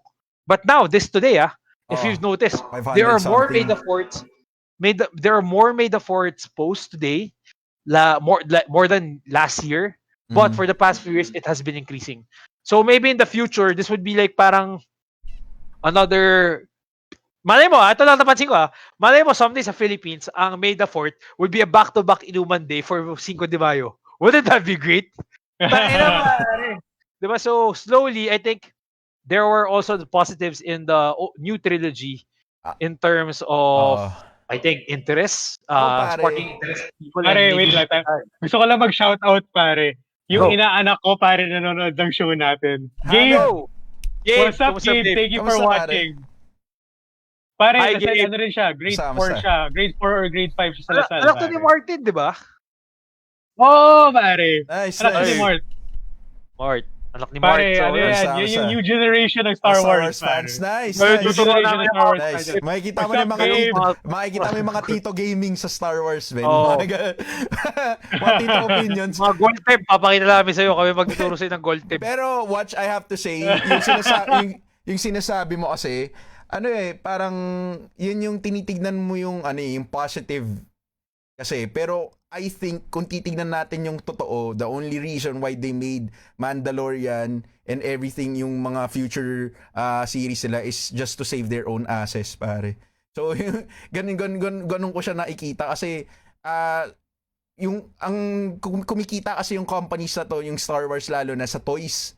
So nabasa ko na parang hindi sila makabenta ng toys dahil sobrang pangit ang reception ng sequel movie. So nung ginawa nila tong sa Mandalorian, lalo na nung binring back nila si Grogu tsaka binring back nila, nilagay nila si Grogu, ang daming paring merchandise nila na benta dahil kay Grogu. And also they ultimately found out, Disney ultimately found out na Luke Skywalker sells fucking toys, pare. Kaya nila binalik nila for the last episode. Wow! Diba? What a breakthrough! na sobrang tanga na hindi nila ginagawa. Ba't di nila ginawa for the sequel trilogy? So, Discovery of the century.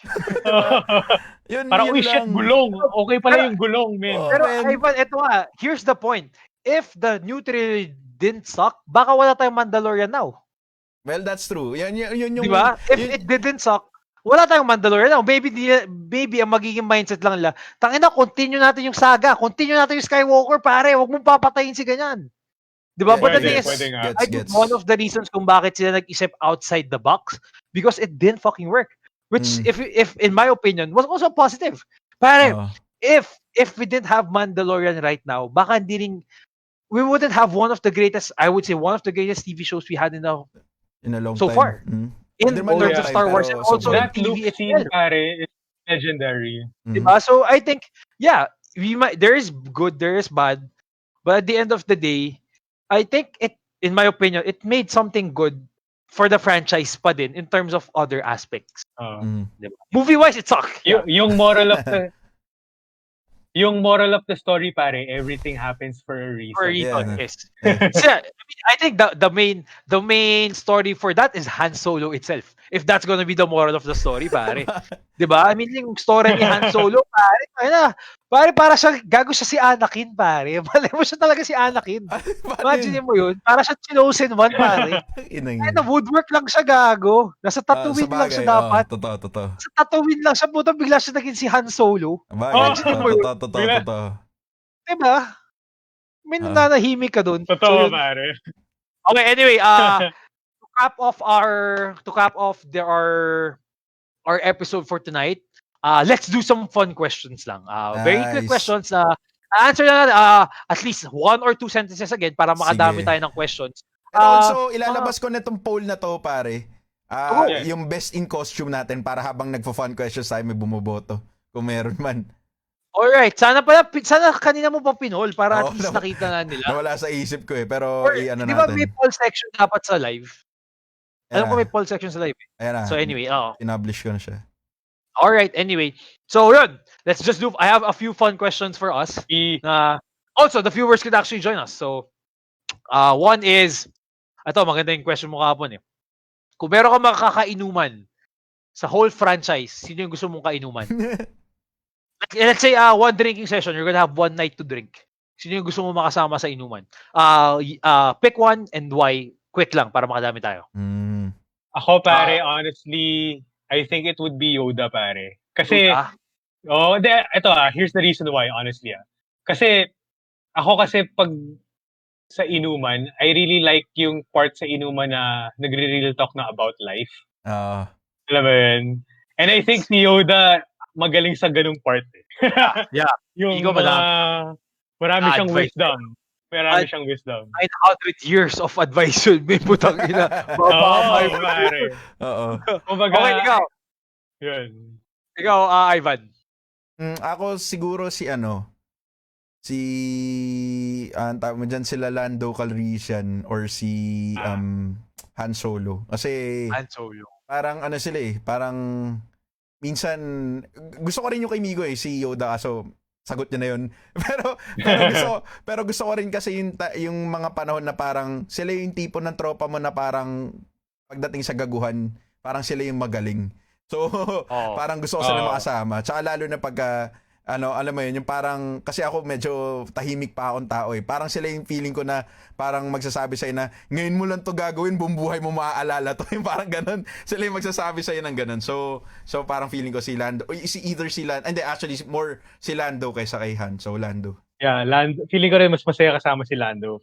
Si Lando ka, okay.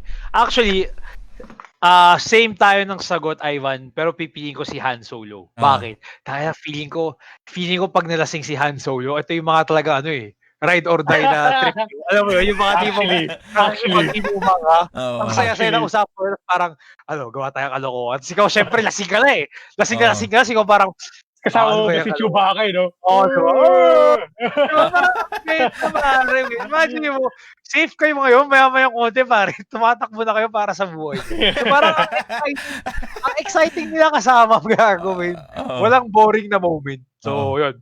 Okay, kung magkakaroon ka naman kung kunyari, magkakaroon ka ng best friend sa whole franchise, sino yung pipili mo? If you had the choice na magkakaroon ka ng best friend sa whole franchise, sino yun?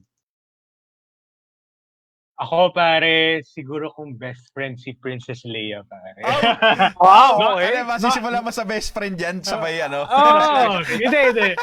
Not for any guy reasons. Pero, personally speaking, kasi, ang gusto ko kay Leia, kasi siya even though that she is a female character, but she's written as a strong leader. Yeah, that's true. Diba?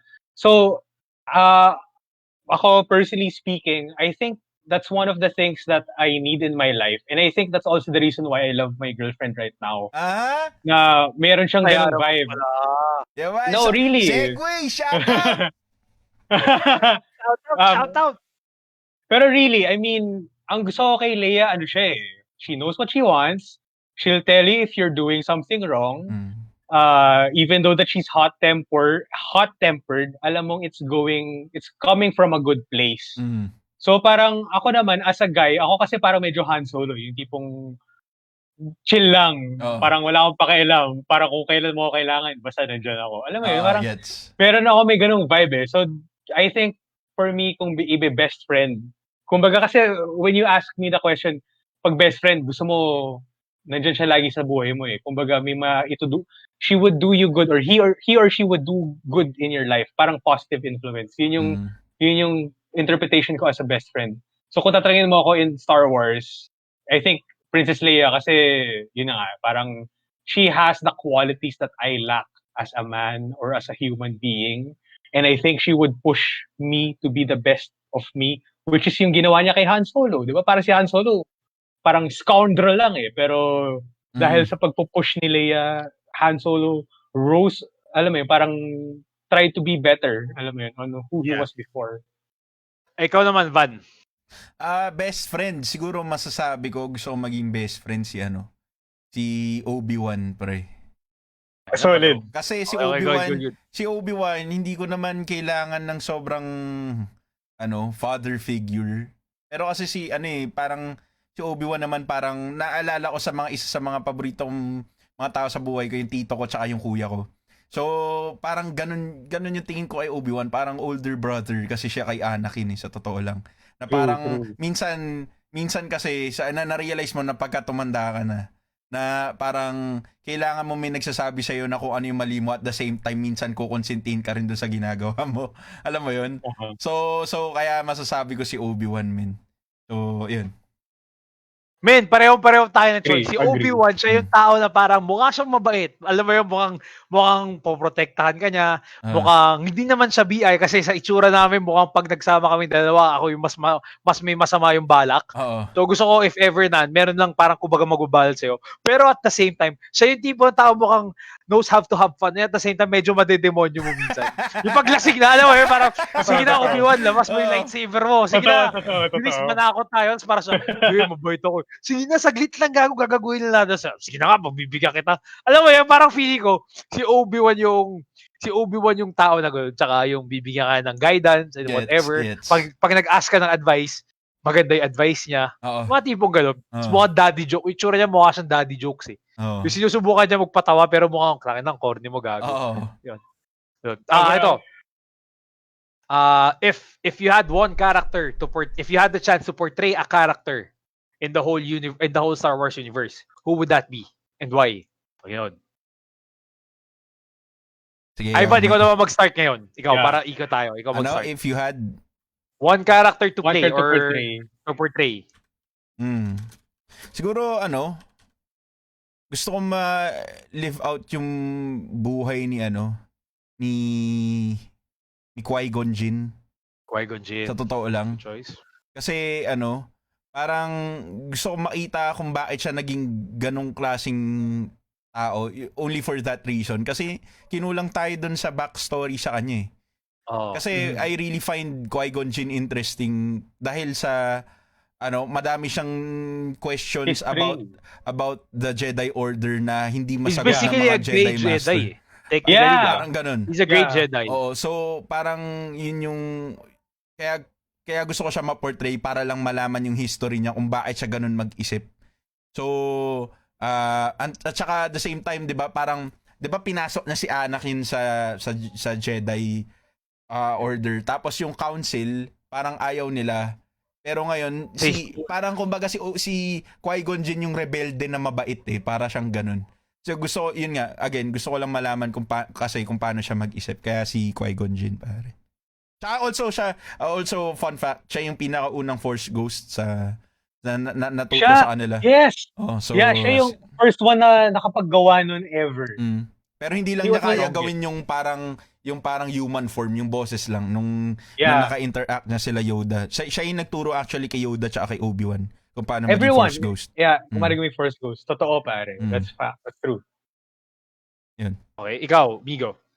Ako, pare, gusto ko maging si Palpatine, pare. Palpatine? Honest, pare. Oo, pare. Not because I want to be bad or anything, pare. Pero here's what I admire about Palpatine. Kasi kanina tinanong niyo ako kung sino yung favorite character ko. Kaya ako nahihirapan because honestly, si Palpatine is sa mga favorite characters sa Star Wars. No shit! Pero kaya ako lang nasabi na kung tatanungin mo ako in a few seconds sino favorite ko, it would most definitely be Luke. Pero second to Luke would be definitely Palpatine. Not because of evil reasons. Pero basically because Palpatine wants something. He's very passionate about what he wants to do, who he wants to be, what he wants to achieve. Albeit yung nangyari sa kanya sa movies is definitely the wrong things. Pero I admire the vision. I admire yung ambition niya. I admire yung ambition niya, yung drive niya, yung relentlessness niya to get his goal, to get what he wants. And also yung utak niya. Ito yung gusto ko kay Palpatine what makes him great is not necessarily his lightsaber skills, it's not necessarily his force skills. Yung skills niya yun is great, pero they're not the best.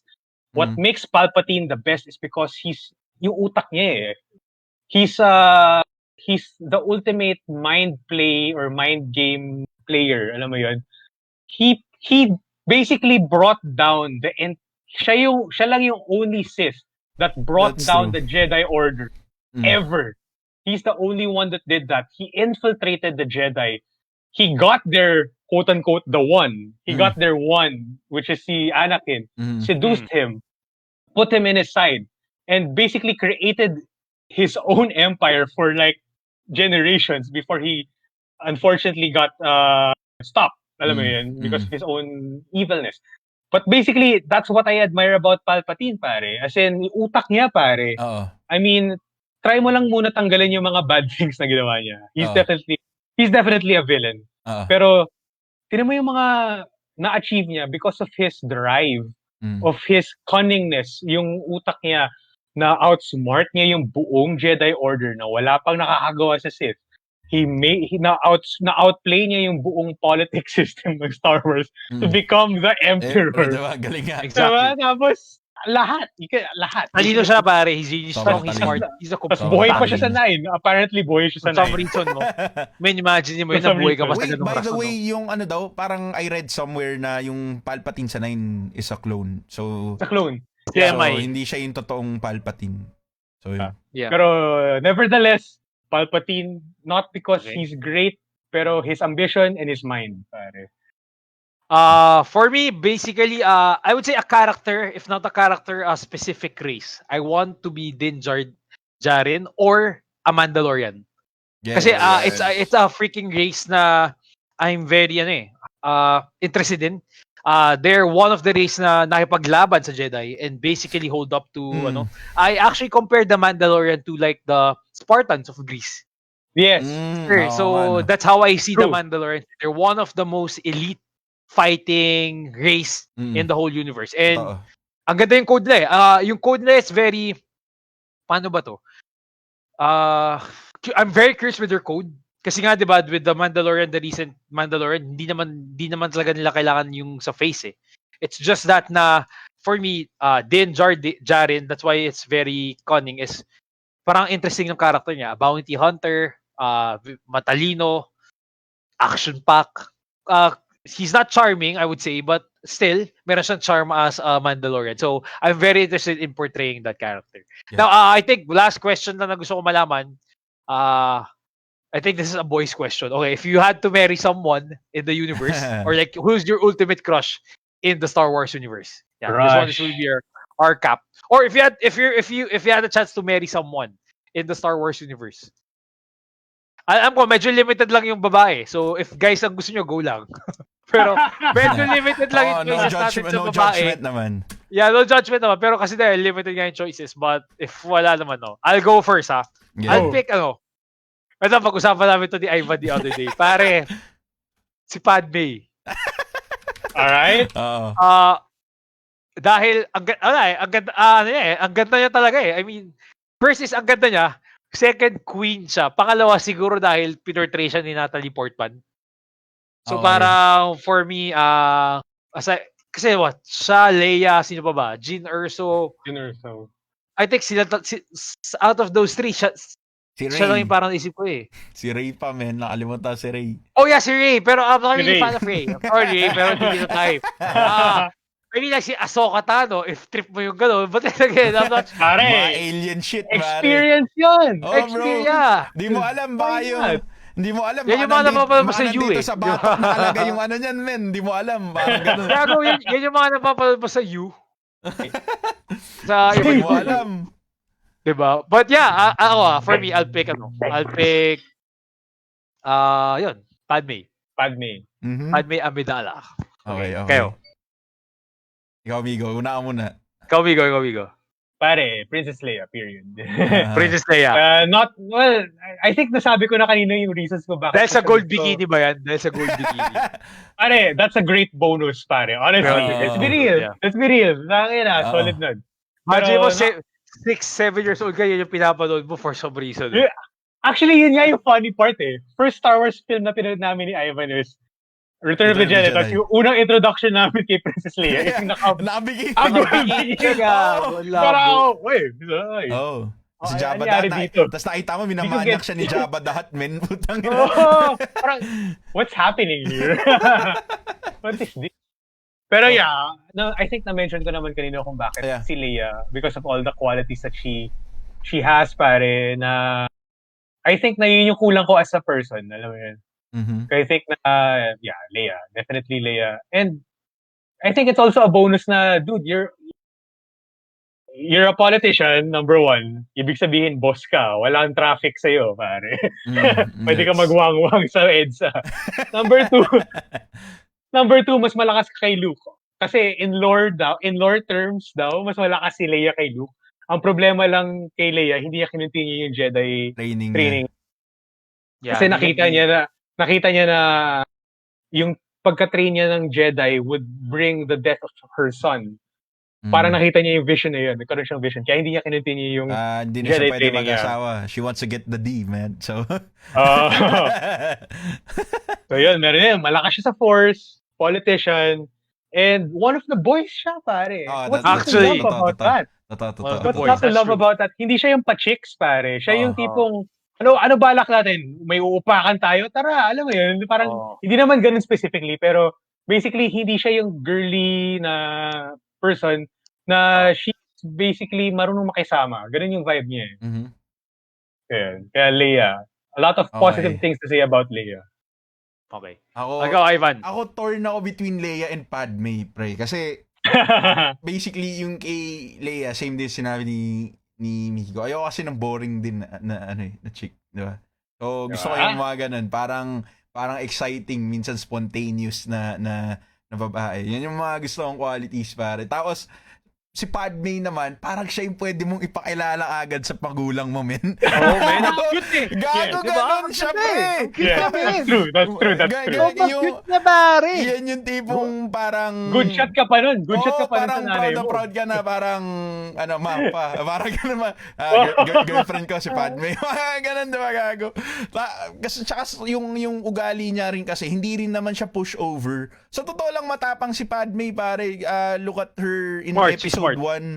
Pare, may Leia qualities na siya, actually. Diba, yun nga, feeling ko doon nakuha ni Leia yun doon sa kay Padme. Mas enhanced lang kumbaga si Leia. Pero kasi si Padme parang mas nakita mo yung ano niya, mas na-appreciate ko rin yung softer side ni Padme nung pagdating ng Revenge of the Sith na. So nandun nakita mo yung vulnerabilities niya sa person, as a woman. So parang siguro lamang lang talaga ng onti si Padme, pero ang hirap mamili pero siguro Padme, onti lang. Walang wrong choice dito, pare, kasi pwede vote. Pwede vote. Hindi nga kung ako nga pwede Kristiyano ako sa taas, Muslim sa baba, men, pwede ba yung ganun? Pwede vote, wala problema. Para ganun. Pwede naman yun. Pero yun yung sagot ko. Alright. So I guess natakil natin lahat. I mean, this is a very fun show. But before that, I think mag-screenshot ka muna, Ivan, of us with all our costumes. Yeah. Before we sum up the show. G. Kailang. Tanggalin ko lang yung Ben Solo, what's up? Ben Solo. Di ako pwede ito. Shorts lang ako, men. Di bagay sa costume. Kaso wala yung gloves ko, okay na to. Okay. Yan, ire-record ko na lang. Sige. Okay, smile tayo 5 seconds lang. 1, 2, 3, go. Wait lang, naglalag pa eh. Siguro post tayo ng mga ilan. Okay. 1, 2, 3, go. Change pose. Change pose. And pose. Okay, last one.